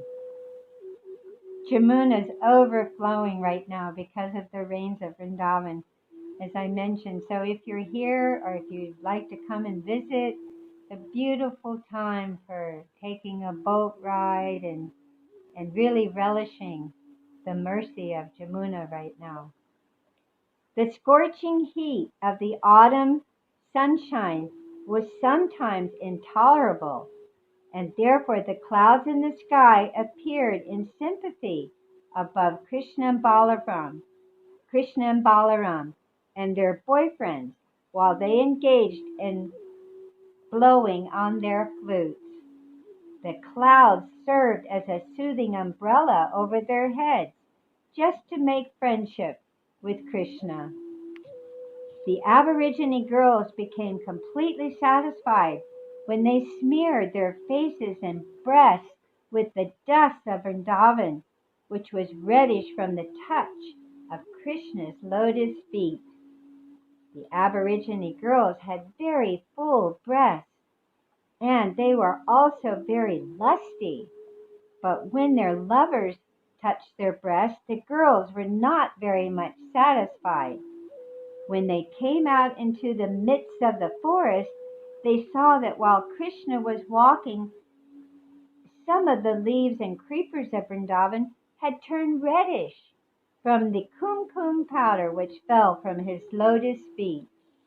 His lotus feet are held by the gopis on their breasts, which are smeared with kumkum powder. But when Krishna travels in the Vrindavan forest with Balaram and his friends, that reddish powder falls on the ground of the Vrindavan forest. So we can look for that reddish powder today in the Vraj. So the lusty girls, while looking toward Krishna playing his flute, saw the reddish kumkum on the ground and immediately took it and smeared it over their faces and breasts. In this way they became fully satisfied, although they were not satisfied when their lovers touched their breasts. All material lusty desires can be immediately satisfied if one comes in contact with Krishna consciousness. You see, if you want ras, if you want excitement, if you want drama, you can read Krishna book. And Prabhupada is so boldly describing the differences between material consciousness and Krishna consciousness. So nice. Another gopi began to praise the unique position of Govardhan Hill in this way. How fortunate is this Govardhan Hill, for it is enjoying the association of Lord Krishna and Balaram, who are accustomed to walk on it. Thus, Govardhan is always in touch with the lotus feet of Krishna. And because Govardhan Hill is so obliged to Krishna and Balaram, it is supplying different kinds of fruits, roots, and herbs, as well as very pleasing crystal water from its lakes in presentation to the Lord. The best presentation offered by Govardhan Hill, however, is newly grown grass for the cows and the calves. Govardhan Hill knows how to please the Lord by pleasing his most beloved associates, the cows and the cowherd boys. We were just visiting out at the Care for Cows recently. So many beautiful cows and deer and the blue guy, Nilgai.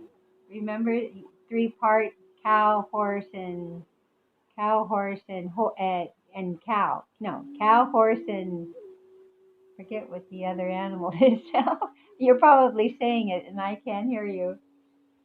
Another gopi said, everything appears wonderful when Krishna and Balaram travel in the forest of Vrindavan, playing their flutes and making intimate friendship with all kinds of moving and non-moving living creatures. When Krishna and Balaram play on their transcendental flutes, the moving creatures become stunned and stop their activities, and the non-moving living creatures like trees and plants begin to shiver with ecstasy.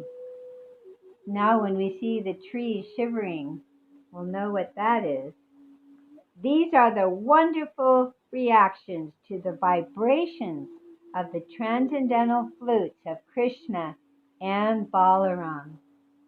Krishna and Balaram carried ropes, binding ropes, on their shoulders and in their hands, just like ordinary cowherd boys.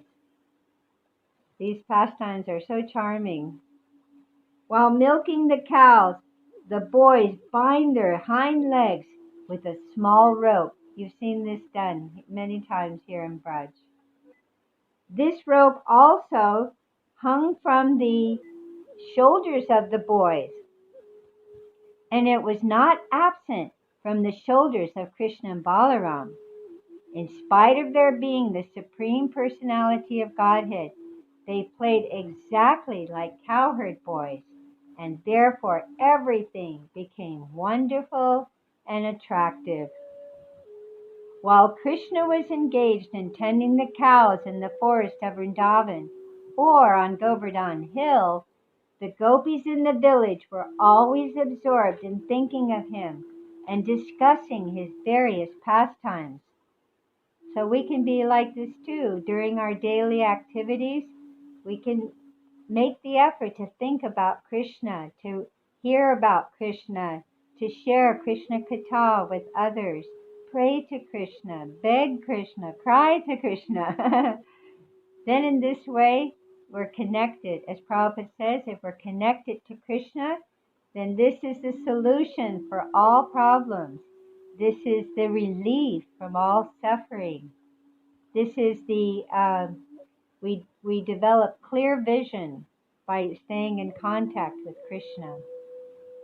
This is the perfect example of Krishna consciousness to somehow or another remain always engrossed in thoughts of Krishna.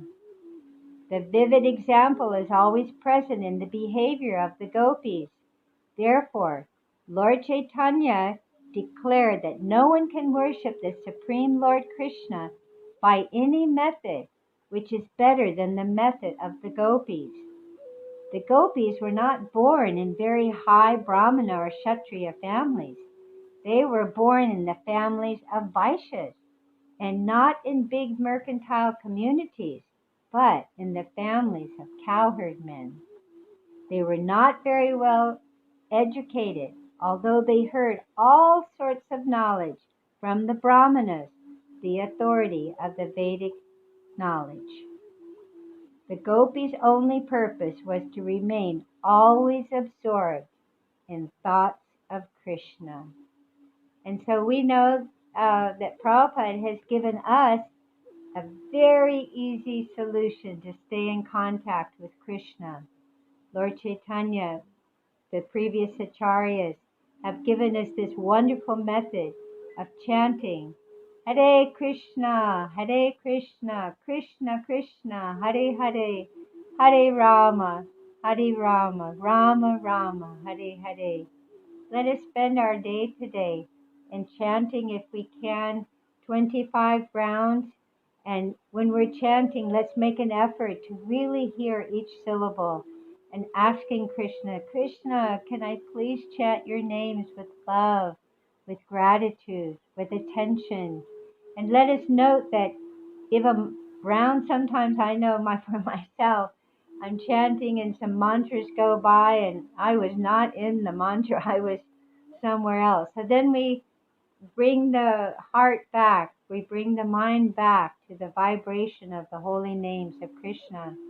And Prabhupada tells us this is the highest welfare work we can do for anyone who's suffering or struggling. This chanting of Hare Krishna and offering, we can offer around for the well-being of Prabhupada's ISKCON movement. We can offer around for the well-being of the assembled Vaishnavas and our gurus and our neighbors, and we can even offer prayers for our enemies as well, if we have some. Hopefully we don't have too many of those. But the idea is that by offering the holy names of Krishna, and this brings about a higher vision of what's happening all around us, and it also soothes the heart. The holy names of Krishna are magical, mystical. There's a medicine. I know for myself, for elderly people that I take care of here in Vrindavan, if we simply take that time to sit quietly with the holy name of Krishna, there's something very wonderful that happens. So I encourage all of us to utilize this day, this beautiful day of EKADAŞī, to hear from Prabhupada, hear from Srila Prabhupada, his lectures, his books, especially if you can, Krishna book, Srimad Bhagavatam, the Bhagavad Gita. Sometimes with Bhagavad Gita, I have a Bhagavad Gita right by my door. Brahmananda Prabhu gave me this Bhagavad Gita for the 5 years I was his caregiver. And I used it going in and out of the door. I could have some tension or some worry, some problem. And I just open up Bhagavad Gita to anywhere, And I ask Krishna, please, Krishna, tell me something. Please let me really absorb what you're trying to say to me in his own words. Krishna is telling us. So sometimes I read the verse and it seems like it doesn't apply to my particular tension or problem. But actually, when I meditate upon that verse throughout the day, Krishna reveals to me. And it is an experience, isn't it? When we take in Krishna consciousness, we read Prabhupada's books with heart, with sincerity, when we chant his holy names, crying out. Prabhupada said, like a baby crying for the mother. We might not be able to do that, but we can, with some amount of feeling when we're chanting, really try to remember. It describes how Prabhupada, for 3 hours, Prabhupada would sit in Tompkins Square Park and one tune over and over again. And also in the early days of 26 2nd Avenue, a 3-hour meditation into the holy name, Nam meditation. It's actually catching on in the world today. This is because of Prabhupada's mercy on the planet and how the devotees of the Lord All glories to the devotees of the Lord who are spreading the holy names of Krishna in every town and village. This is the real, way. This is the peace formula. Is to chant Hare Krishna with full heart and crying out as much as we can.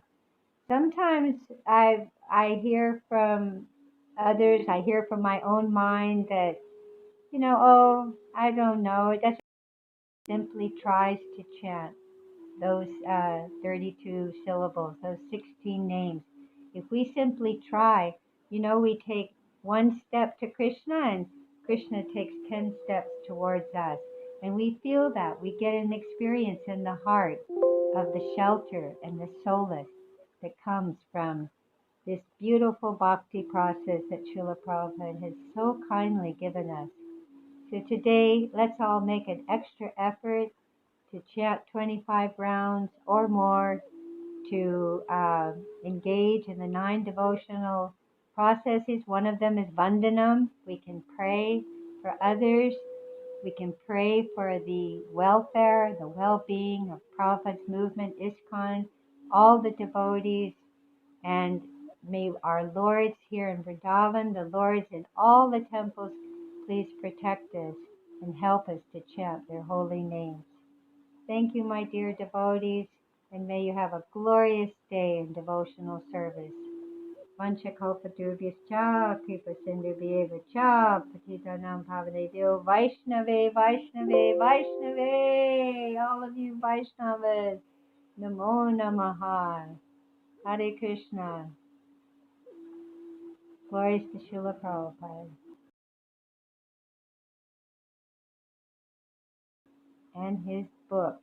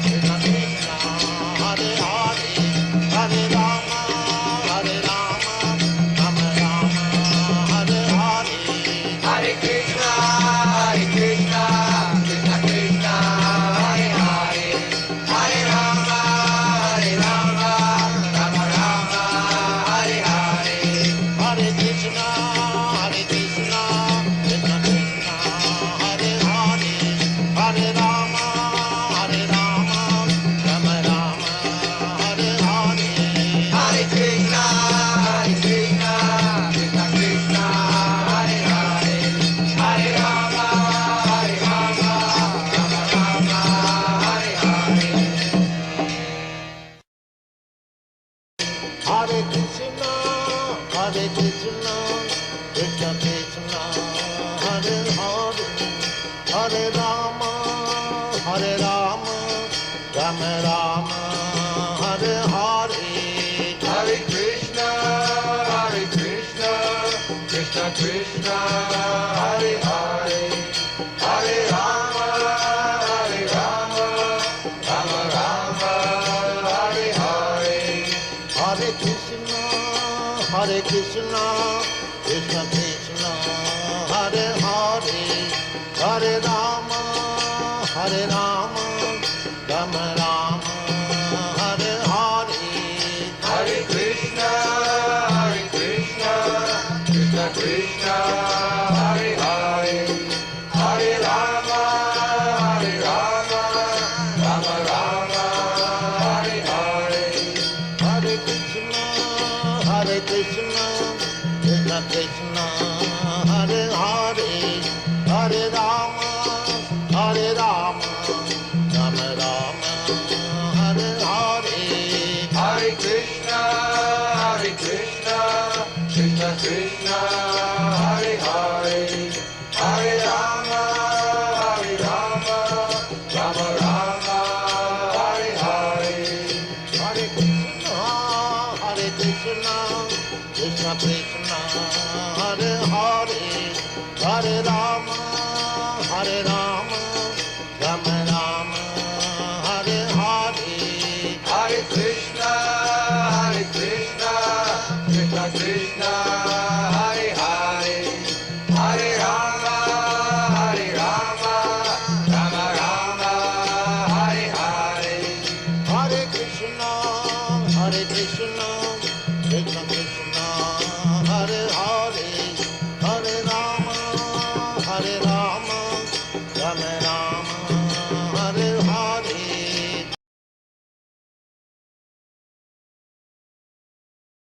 श्रीमते भक्ति वेदांत स्वामी इति नामिने नमः।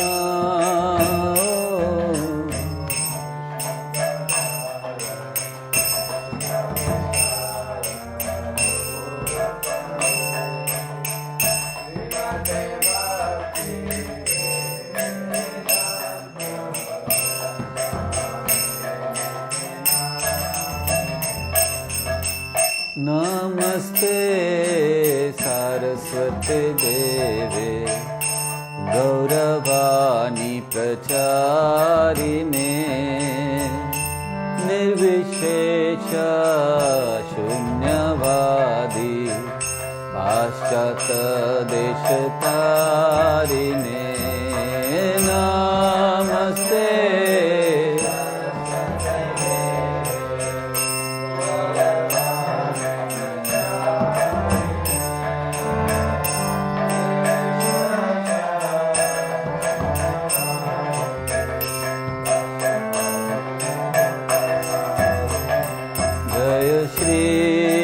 कृष्ण चैतन्य प्रभु नित्यानंद श्री अद्वैत गदाधर श्रीवासादि गौर भक्तवृंद जय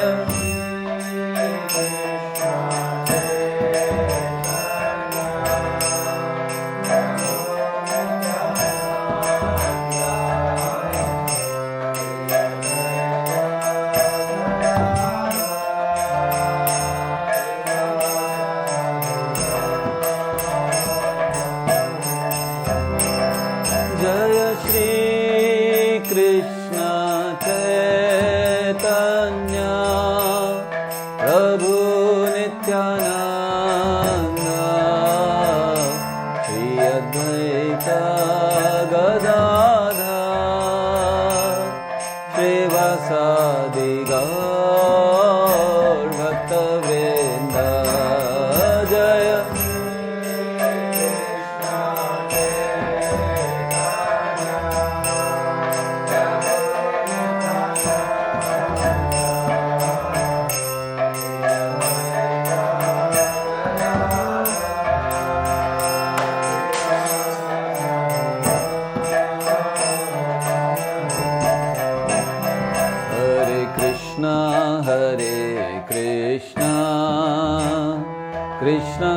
Krishna Hare Hare Hare Rama Hare Rama Rama Rama Hare Hare Hare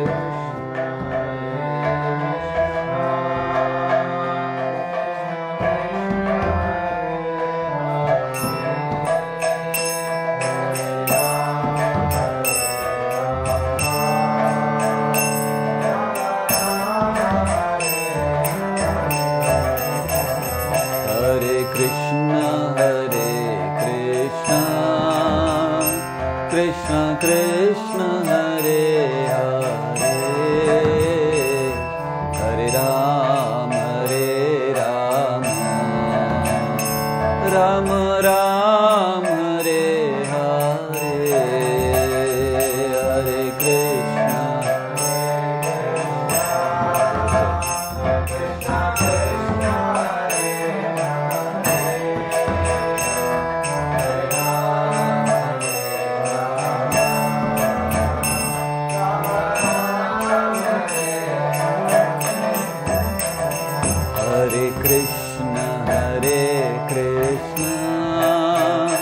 Krishna Krishna Hare Hare Hare Ram Hare Ram Ram Ram Hare Hare Hare Krishna Hare Krishna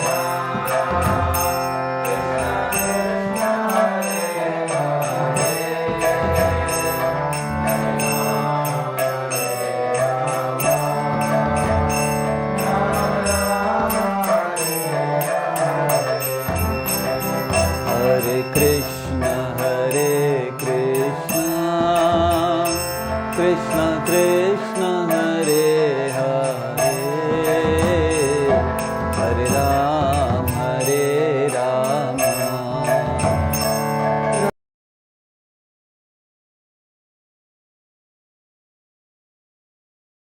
Ram Ram Hare Hare Hare Krishna Hare Krishna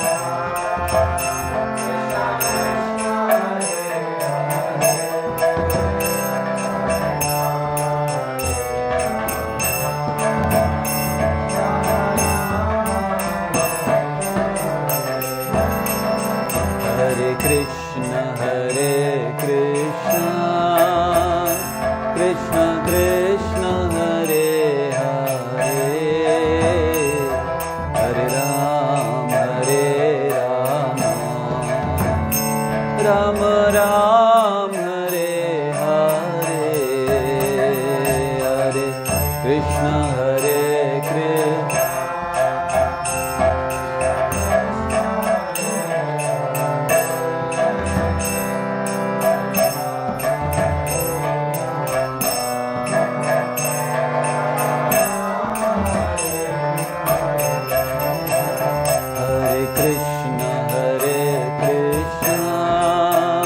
Krishna Krishna Hare Hare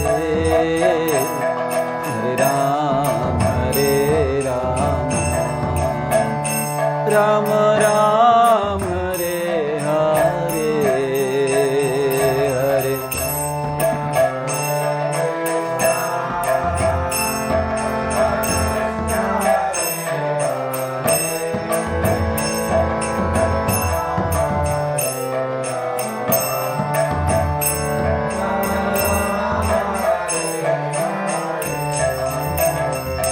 Hare Krishna Hare Krishna Krishna Krishna Hare Hare Hare Ram Hare Ram Ram Ram Hare Hare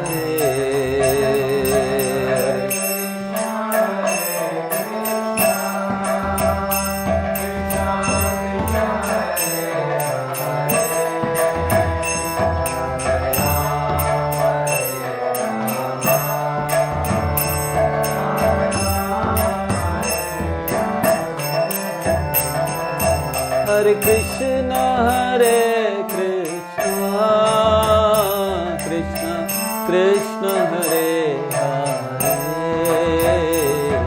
Hare Ram, Hare Ram, Ram Ram, Hare Hare, Krishna.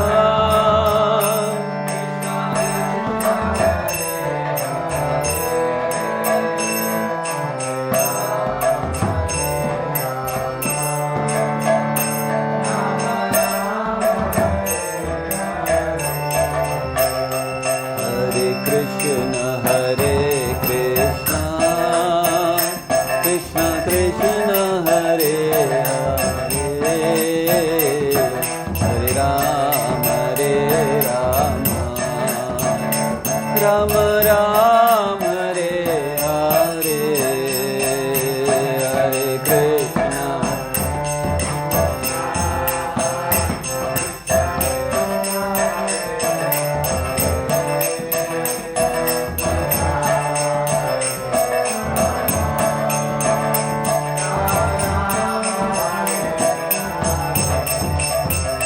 Hare Krishna, Hare Krishna, Krishna Krishna, Hare Hare, Hare Ram, Hare Ram, Ram Ram, Hare Hare, Hare.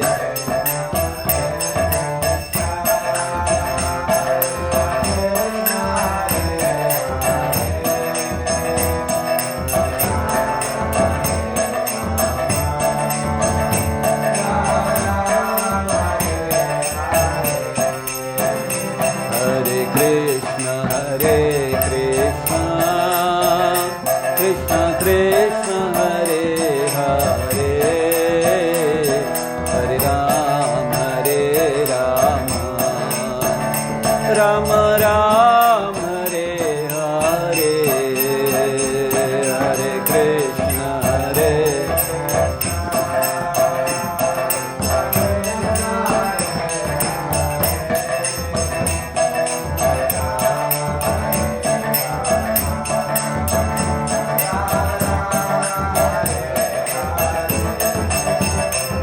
Hare Krishna, Hare Krishna, Krishna Krishna, Hare Hare, Hare Ram, Hare Ram, Ram Ram, Hare Hare, Hare.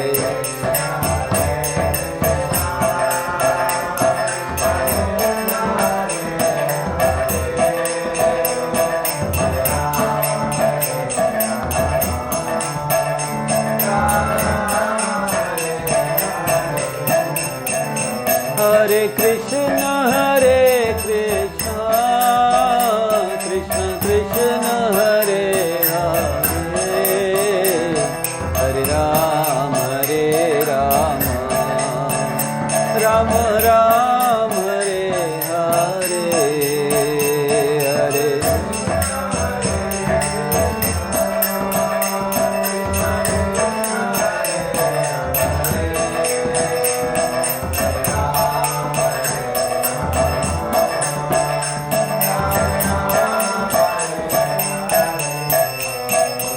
Hare Krishna, Hare Krishna, Krishna Krishna, Hare Hare, Hare Ram, Hare Ram, Ram Ram, Hare Hare, Hare Krishna, Hare.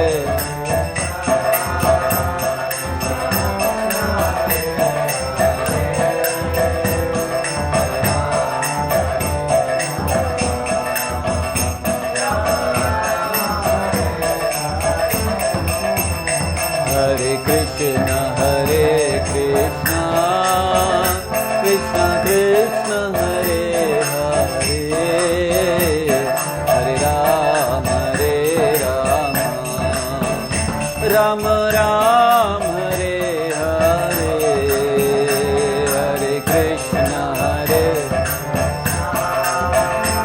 Krishna Krishna Hare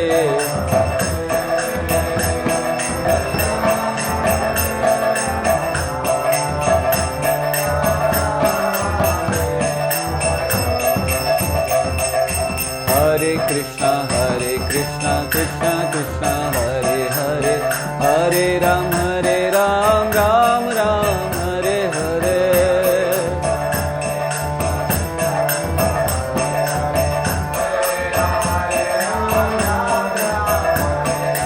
Hare Krishna Krishna Krishna Hare Hare Hare Ram Ram Ram Hare Hare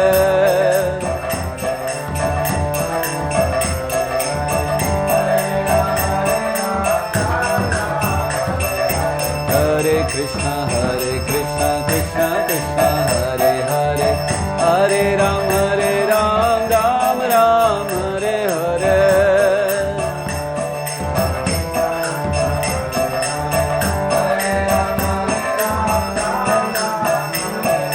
Hare Krishna Krishna Krishna Hare Hare Hare Ram Ram Ram Hare Hare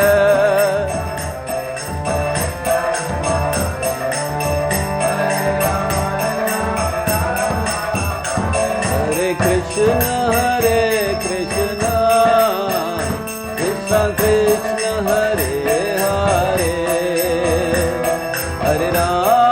Hare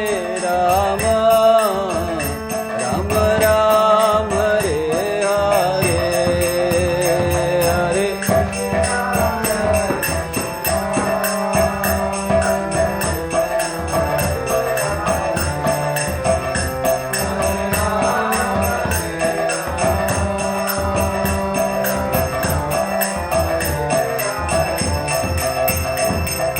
Hare Hare Krishna Krishna Krishna Hare Hare Hare Ram Ram Ram Hare Hare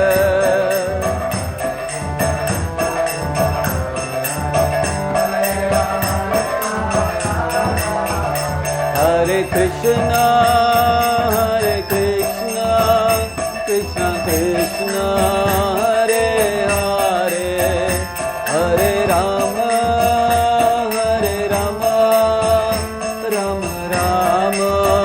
Hare Hare Hare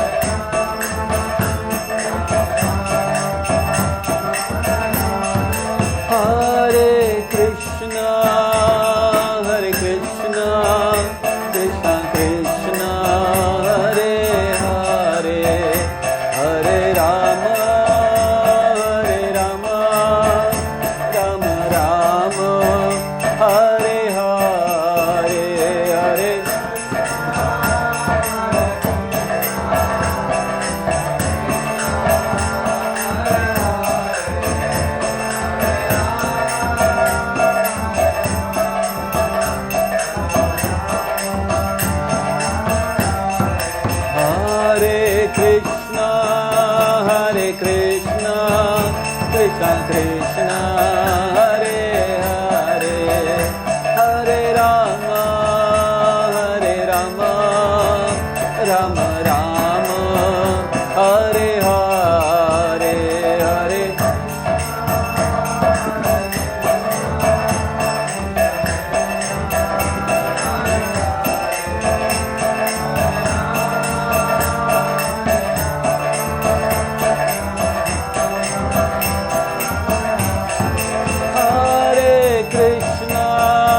Hare Krishna Krishna Krishna Hare Hare Hare Ram Ram Ram Hare Hare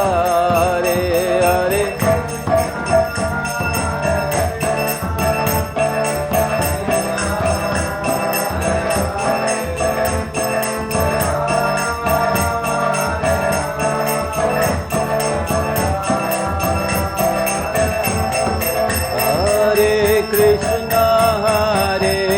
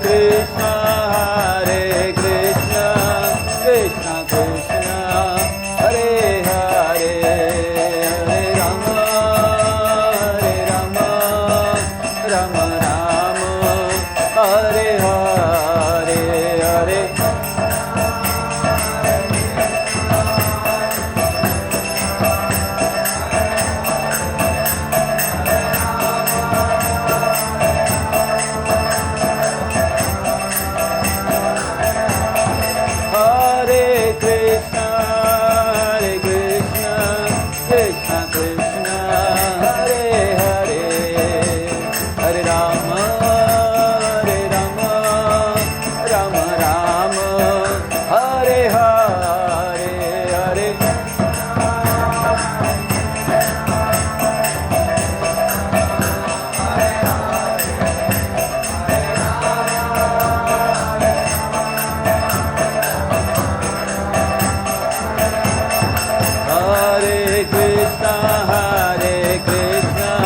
Krishna Krishna, Hare Hare, Hare Rama, Rama Rama, Hare Hare, Hare Krishna,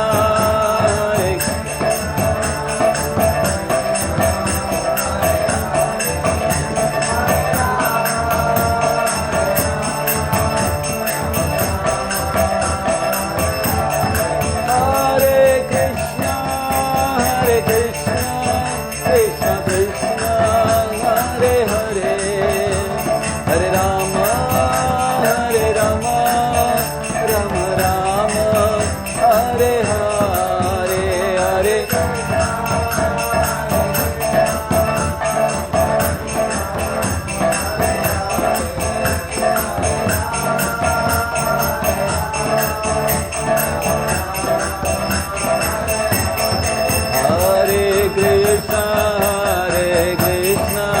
Krishna Krishna, Hare Hare, Hare Rama, Rama Rama, Hare Hare, Hare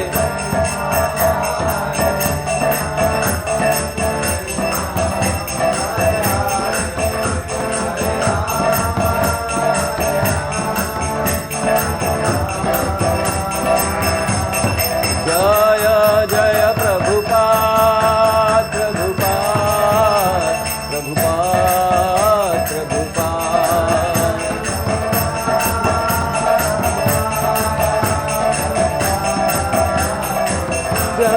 Jaya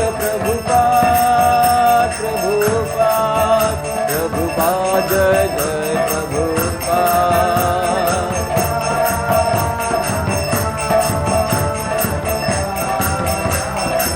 Nitai Gaura Hari Bol, Hari Bol, Hari Bol, Nitai Gaura Hari Bol.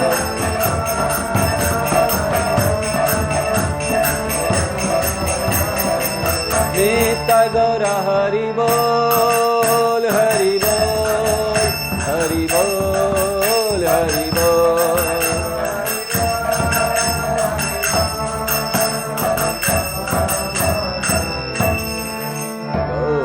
Premanande. Jai Om Vishnupad Paramahansa Parivrajacacharya Stotarshad Abhay Charanaarvind Bhakti Vedanta Swami Srila Prabhupada Ki Jai. ISKCON Founder Acharya Srila Prabhupada Ki. All glories to assembled devotees, all glories to assembled devotees, all glories to assembled devotees, all glories, all glories, all glories to Shri Guru and Gauranga, Srila Prabhupada Ki Jai. Om Ajnanatirmirandhasya Jnananjana Shalakaya Chakshurunmilitam Yena Tasmai Shri Gurave Namaha. Shri Chaitanya Manobhishtam Sthapitam Yena Bhutale Swayam Rupaha Kadamahyam Dadati Swapadantikam Vandeham Shri Guru Shri Utapada Kamalam Shri Gurun Vaishnavamscha Shri Rupam Sagrajatam Sahagana Raghunathanvitam Tam Sajivam Sadvaitam Savadhutam Parijana Sahitam Krishna Chaitanya Devam Shri Radha Krishna Padam Sahagana Lalita Shri Vishakhan Vitamscha. He Krishna Karuna Sindhu Deenabandhu Jagatpate Gopesh Gopika Kanta Radha Kanta Namastute Tapta Kanchana Gaurangi Radhe Vrindavaneshwari Vrishabhanu Sute Devi Pranamami Hari Priye Vancha Kalpatarubhyascha Kripa Sindhubhyevacha Patitanam Pavanebhyo Vaishnavebhyo Namo Namaha.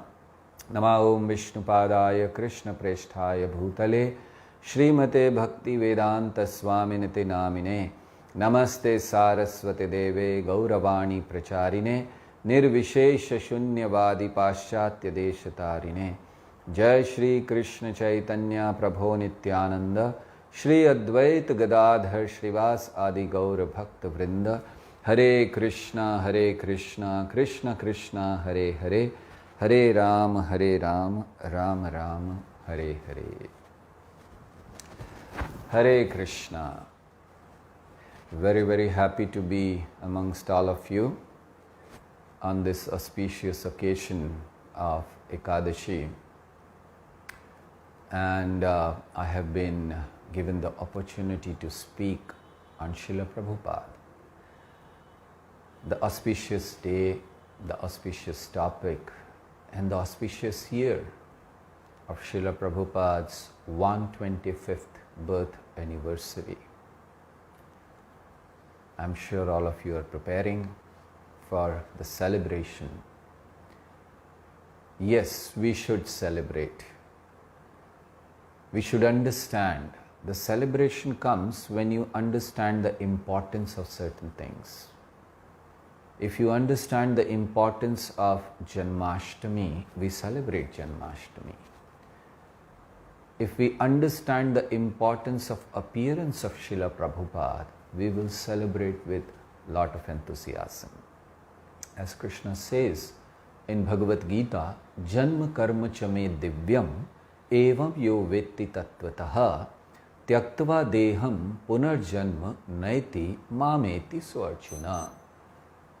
It is explained that if you understand the transcendental nature of the birth, janma, karma, activities of Lord Krishna, you will definitely go back home, back to Godhead. But that goes for his pure devotees also. When we say Janma Karma Chame Divyam, as the activities of Krishna are transcendental, so the activities of his pure devotees. In fact, Krishna manifests his activities through pure devotees. So there is no difference. And if we understand this, then we are definitely understanding the purport, the real purport of all the Vedic literature. That is why it is said that if you worship the Supreme Personality of Godhead, and in the similar manner you worship his pure devotees, then your path back home, back to Godhead is definitely clear. So Srila Prabhupada is one of such pure devotees who walked amongst us. And he gave us what no one in the world could have given us. So 125th birth anniversary of Srila Prabhupada is an occasion for us to offer our gratitude to Srila Prabhupada. Obviously, every day is an occasion for us to offer our gratitude. Every hour, every second, every moment is an occasion for us to offer our gratitude. But when it comes in the form of 125th birth anniversary of Srila Prabhupada, obviously it becomes really important for us to offer our gratitude. That's the best way to glorify Srila Prabhupada. We are making plans all over the world. The plans are being made by each temple, by each region, by each nation, how to glorify Prabhupada. So many things are going on. The Kirtan is going on, the book distribution is going on, the webinars are going on. We have already offered a world record, Guinness Book of World Record to Srila Prabhupada. So it's all going on everywhere and preparations are on. The Indian government is releasing a coin, special coin, in memory of Srila Prabhupada. So all this is going on. What we can do on our individual level, that how we can offer our gratitude to Srila Prabhupada. Many times we think, those of us who have not seen Srila Prabhupada, who have not associated with Srila Prabhupada. So it comes to our mind that I am not seen, not so fortunate. Look at them, look at the disciples of Srila Prabhupada. They have seen, they are very fortunate. Definitely they are fortunate.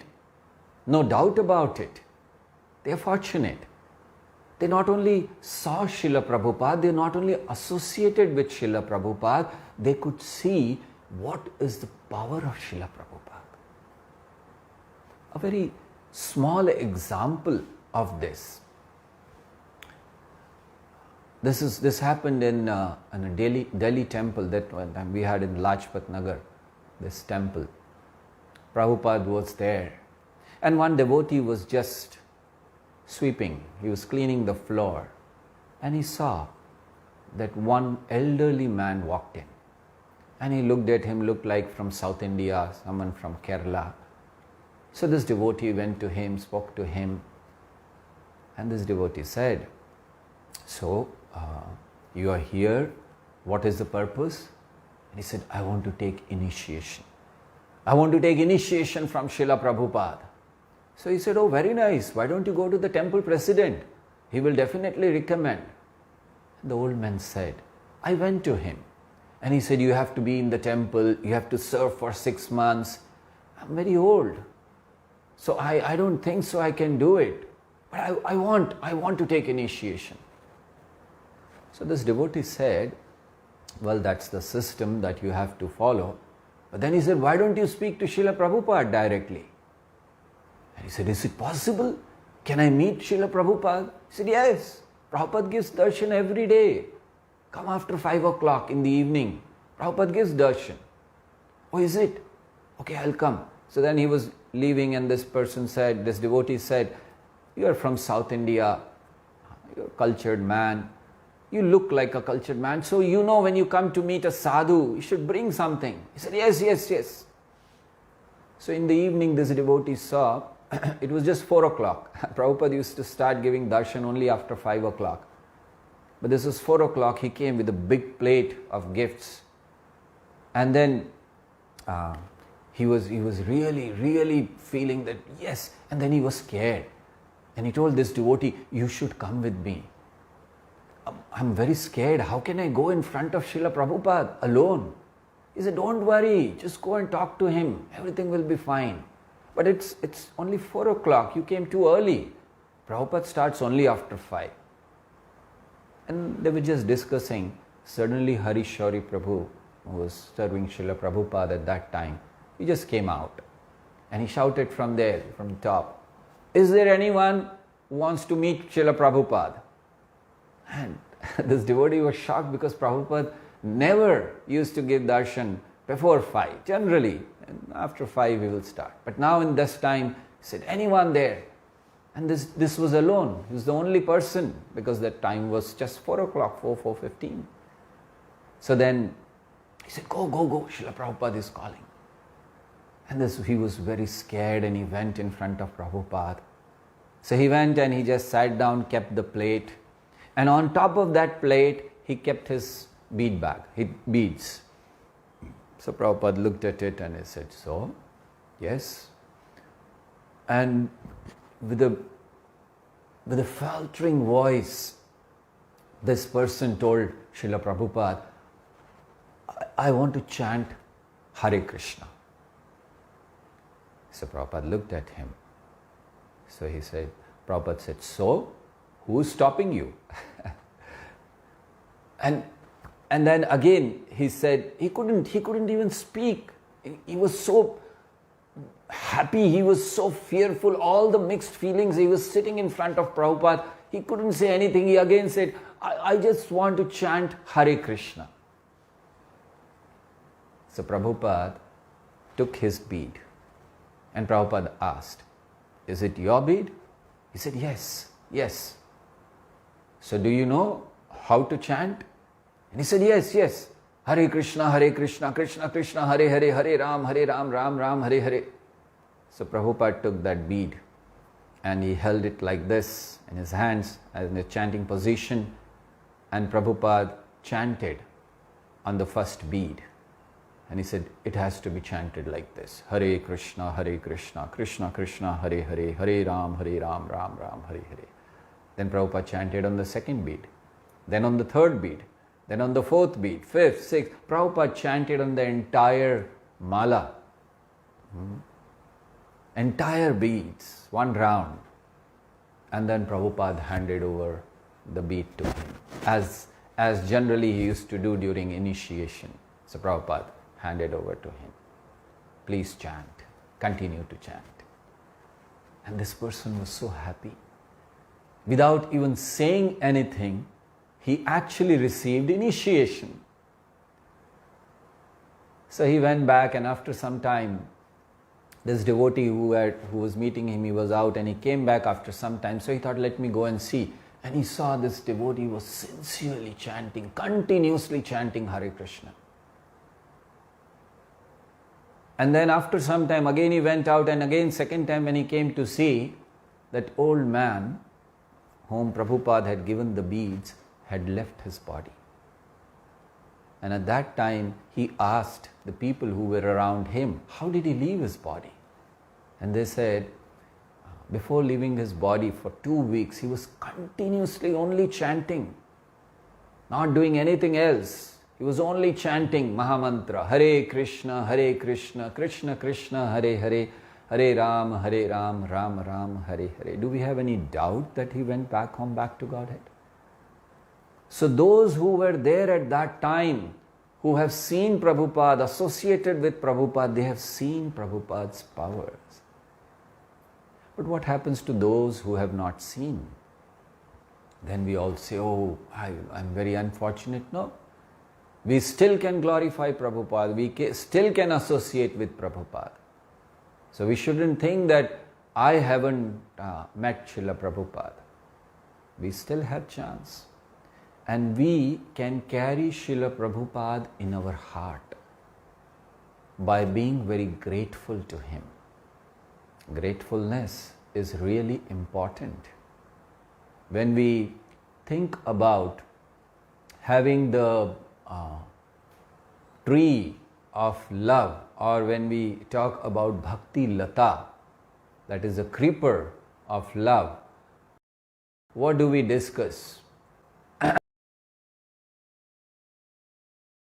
What do we understand? The creeper grows and grows, that there is a seed, and then you water, and then it grows.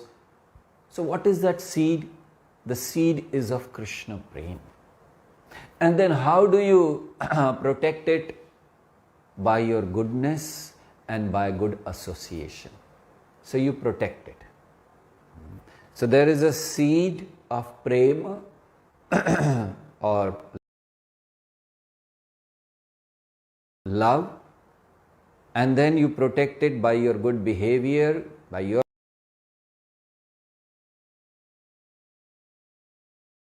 goodness and by good association. You protect it, glorifying Lord Krishna. We do water it. But what is it that makes our soil very fertile? You see, when we sow a seed, we sow in the soil, and then you water, and then you protect, but then you also need some manure, you need something to make it very fertile. So what is that in bhakti? That is gratitude. Gratitude makes it fertile, so that the seed of love can fructify and turn into a creeper and reach to Krishna's lotus feet. So that is why we need to show our gratitude to Srila Prabhupada. Very important quality, so that the love can develop. And it is obvious we cannot be grateful to Krishna or to Srila Prabhupada for all the situations. Right? Of course, maybe we are not on that level. Tatte nukampam susamikshamaano bhunjane vatmakritam vipakam hridvag vapurabhi vidadhan namaste jivet yo mukti pade sadai bhak. We are not in that situation where we can offer our gratitude in every situation, be grateful for all the situation, but at least we can be grateful in the situation. We may not be grateful for all the situations, but can be grateful in all the situations. So whatever situation we are, okay, we cannot say, okay, Krishna, you sent me this, very nice. But now we are there, at least be grateful that we are getting the guidance of Srila Prabhupada through his books, through his lectures, through his disciples, through his movement. We are getting his association. So how can we offer our gratitude to Srila Prabhupada on this 125th anniversary of Srila Prabhupada? Let us try to understand that. The first way by which we can offer our gratitude to Srila Prabhupada is by understanding his movement, or rather by increasing the remembrance of his movement, ISKCON. To understand that how I can be part of this moment. The first way to offer our gratitude is keep thinking, how can I be a part? How can I take this moment forward? That's what Prabhupada wanted. So, first thing, how can I be a part of this moment? The second way of offering our gratitude to Srila Prabhupada is by reading his books, by following his instructions. It is very important for all of us. If you don't read his books regularly, then how you can develop that love, that appreciation for Srila Prabhupada? So we should read. Many a times we feel, now I have become senior. I have spent so many years in the moment. Now I don't need, I can go for other books. Most of the time it is seen, the biggest sense gratification for the preachers is to speak new things in the lecture so that people can say, wow, Prabhu, where did you get this? So we go for other books. No, Prabhupada has given everything. And as you go on reading, Anandam Buddhi Vardhanam Pratipadam, every page you read, you get new realization. Every time you read, you get new realization and happiness and ecstasy. Read Srila Prabhupada's books daily. Follow his instruction. So the first way to offer our gratitude to Srila Prabhupada on this 125th birth anniversary is to keep thinking how I can be a part of this moment. Be a part of this moment. Be part of ISKCON. The second thing, read his books regularly. Not just to prepare for the lecture, but regularly. We should read his books. And the third thing to offer our gratitude to Srila Prabhupada is to associate with his disciples, with his true followers. We need to associate. How this association can be? The association can be by serving. Association can be by following their instructions. Association can be by hearing from them. In any way, take the association. Please understand, this world is a temporary world. Dukkhalayam ashashvatam. Anything can happen anytime. We are seeing so many of his true followers right now. His disciples, they may not be there after some time. Understand the importance of those who have associated with Srila Prabhupada, who have seen Prabhupada, who have taken instructions from Srila Prabhupada. So these people are an asset. Take their association, serve them, hear from them, follow their instructions. That's the way of showing our gratitude to Srila Prabhupada. So we understand first of all that how I can be part of this moment.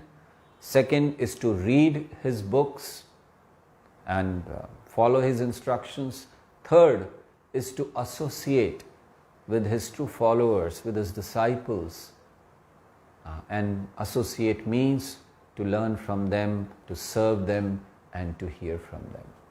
The fourth way, which I can understand, is to show our gratitude to Srila Prabhupada, is be ready to be enjoyed by Srila Prabhupada, by the Parampara. What is the meaning? What is the meaning of being enjoyed? Most of the time, when we are in the devotional service, we are faced with certain situation where we are being, we can say that we are not being allowed to grow, so-called. So we are being used as a doormat. Sometimes we feel, if I be very humble, I'll be used as a doormat. So don't be a humble person. Now these all ideas are not very good. We are here in devotional service to be used as an instrument of Acharyas, of Srila Prabhupada in the service of Lord Krishna. So become that instrument. Don't be scared. Just allow yourself to be enjoyed by them. Enjoyed means what? Enjoyed means properly utilized. Allow yourself to be fully utilized by Srila Prabhupada in the service of Sri Krishna. And very important thing, one of the Vyasa Pujas of Srila Bhakti Siddhanta Saraswati Thakur, Srila Prabhupada was speaking. And while speaking, Prabhupada had tears in his eyes. And Prabhupada said, my Guru Maharaj has given me a mission. I'm old now. I did whatever I could, but then I'm old now. And I may die anytime. But this moment has to be taken forward. So this is my request, Prabhupada says. That I request all of you, please take it forward. Take his moment forward. This is his moment. ISKCON is his moment. We are all part of it. We are so fortunate that Prabhupada is allowing us to be a part of this moment. Please take it forward. Because Prabhupada, there are people, even earlier times, they went to America, they went to other places. They gave some lecture, people clapped for them from the very first word, they clapped. Then they came back and they were glorified in India. But nothing like that for Prabhupada. Srila Prabhupada went there, he didn't even have a place.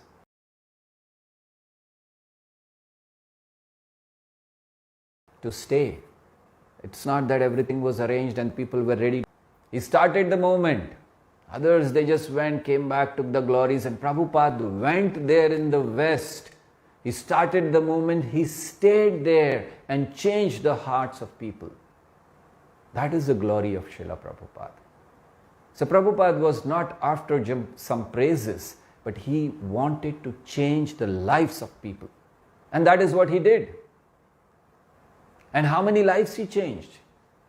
Did he change few thousand lives? Because we understand that when Prabhupada was there, he had, say, around 10,000-15,000 people following him, or 20,000, or whatever you can say, so many disciples.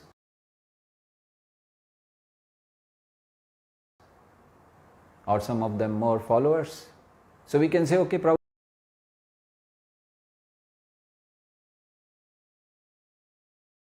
Prabhupada has changed few thousand people's lives, have reached.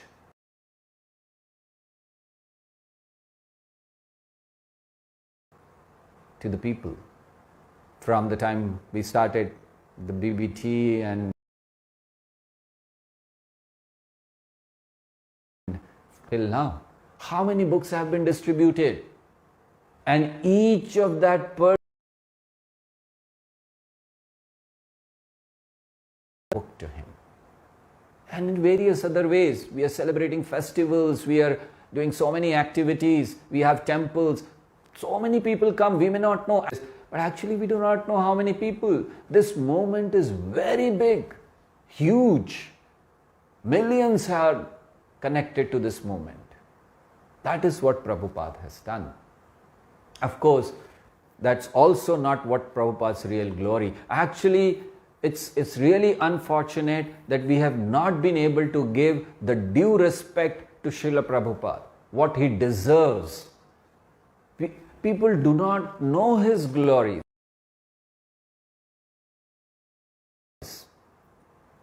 It is our duty now to spread the glories. So on this 125th year, the best way to offer our gratitude to Srila Prabhupada is to see to it that we spread this moment. We spread always. Actually, we feel he has done something. No. In the time to come, in future, people will realize what Prabhupada has done.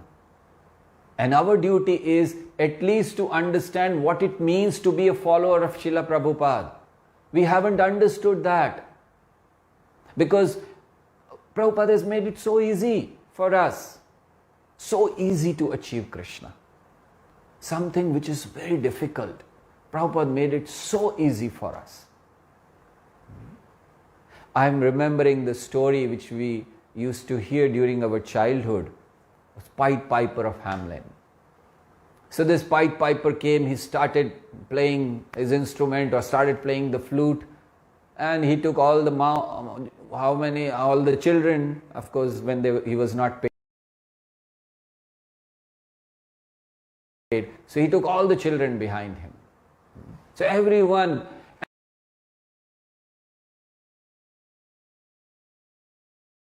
And it is said, like, I remember when we were reading that they were dancing and all, and he's, although of course Pied Piper took them,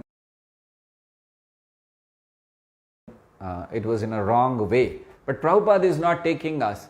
So he is giving us the sound of Krishna's flute, and we are dancing and chanting and feeling happy, and happily we are following, and by following Srila Prabhupada, we are going towards Krishna, unknowingly. Just imagine, this is the path Srila Prabhupada has given. We don't even know. What are we doing daily? We just going in front of the deities dancing. We are sitting and meditating. We are eating prasadam. We are enjoying in the kirtan, dancing in the kirtan. And just by dancing, just by enjoying, just by associating with each other, we are going back home, back to Godhead. That is Srila Prabhupada. So Srila Prabhupada's life was for all of us. And our life should be for him. So offer your life, offer your gratitude to Srila Prabhupada by glorifying him. See to it that everyone you know, everyone you come in contact, you should speak about Srila Prabhupada. They should know the glories of Srila Prabhupada. Whatever you can, don't sit. As I said, his life was for us and our life should be for him. That is the best way of offering gratitude to Srila Prabhupada. And to understand the real meaning of being a follower of Srila Prabhupada. Like one time when Srila Prabhupada was asked, how will your follower be recognized? Prabhupada didn't say that they will have tears in their eyes, they will tear off their clothes, and on the road they will be shouting, Ha Krishna, Ha Radha. No. Prabhupada said they will be first class gentlemen. So our behavior, our acts, our dealing with others will bring appreciation to Srila Prabhupada. So this 125th, we are actually very fortunate. Fortunate are the souls who can offer gratitude. Otherwise it is very, very difficult. If you want to really see mercy of Krishna, that can be seen only in a grateful heart. So that gratefulness, that's gratitude, which we all should have, express it. Try whatever you can do in this next 1 year or next whatever time, but yes, I want to glorify. How will I do it? Okay, maybe I'll go to someone. Nowadays it's technology. I'll go to someone. Please, okay, speak about Prabhupada. Just say Chai Prabhupada. Click a video. So many things can be done. Of course, devotees are doing it worldwide. My humble request to all of you is that now we have the great opportunity. We have really, really fortunate people on this planet Earth, that we have got the opportunity to glorify Srila Prabhupada, or rather we are the flag bearers of Srila Prabhupada's movement. Let us not forget that. Let us understand the importance of this, and by understanding the importance, let us very enthusiastically, with a grateful heart, go all out and glorify Srila Prabhupada. That will be the real success of our life. Hare Krishna, Krishna Krishna, Hare Hare, Hare Rama, Rama Rama, Hare Hare. Hare Krishna.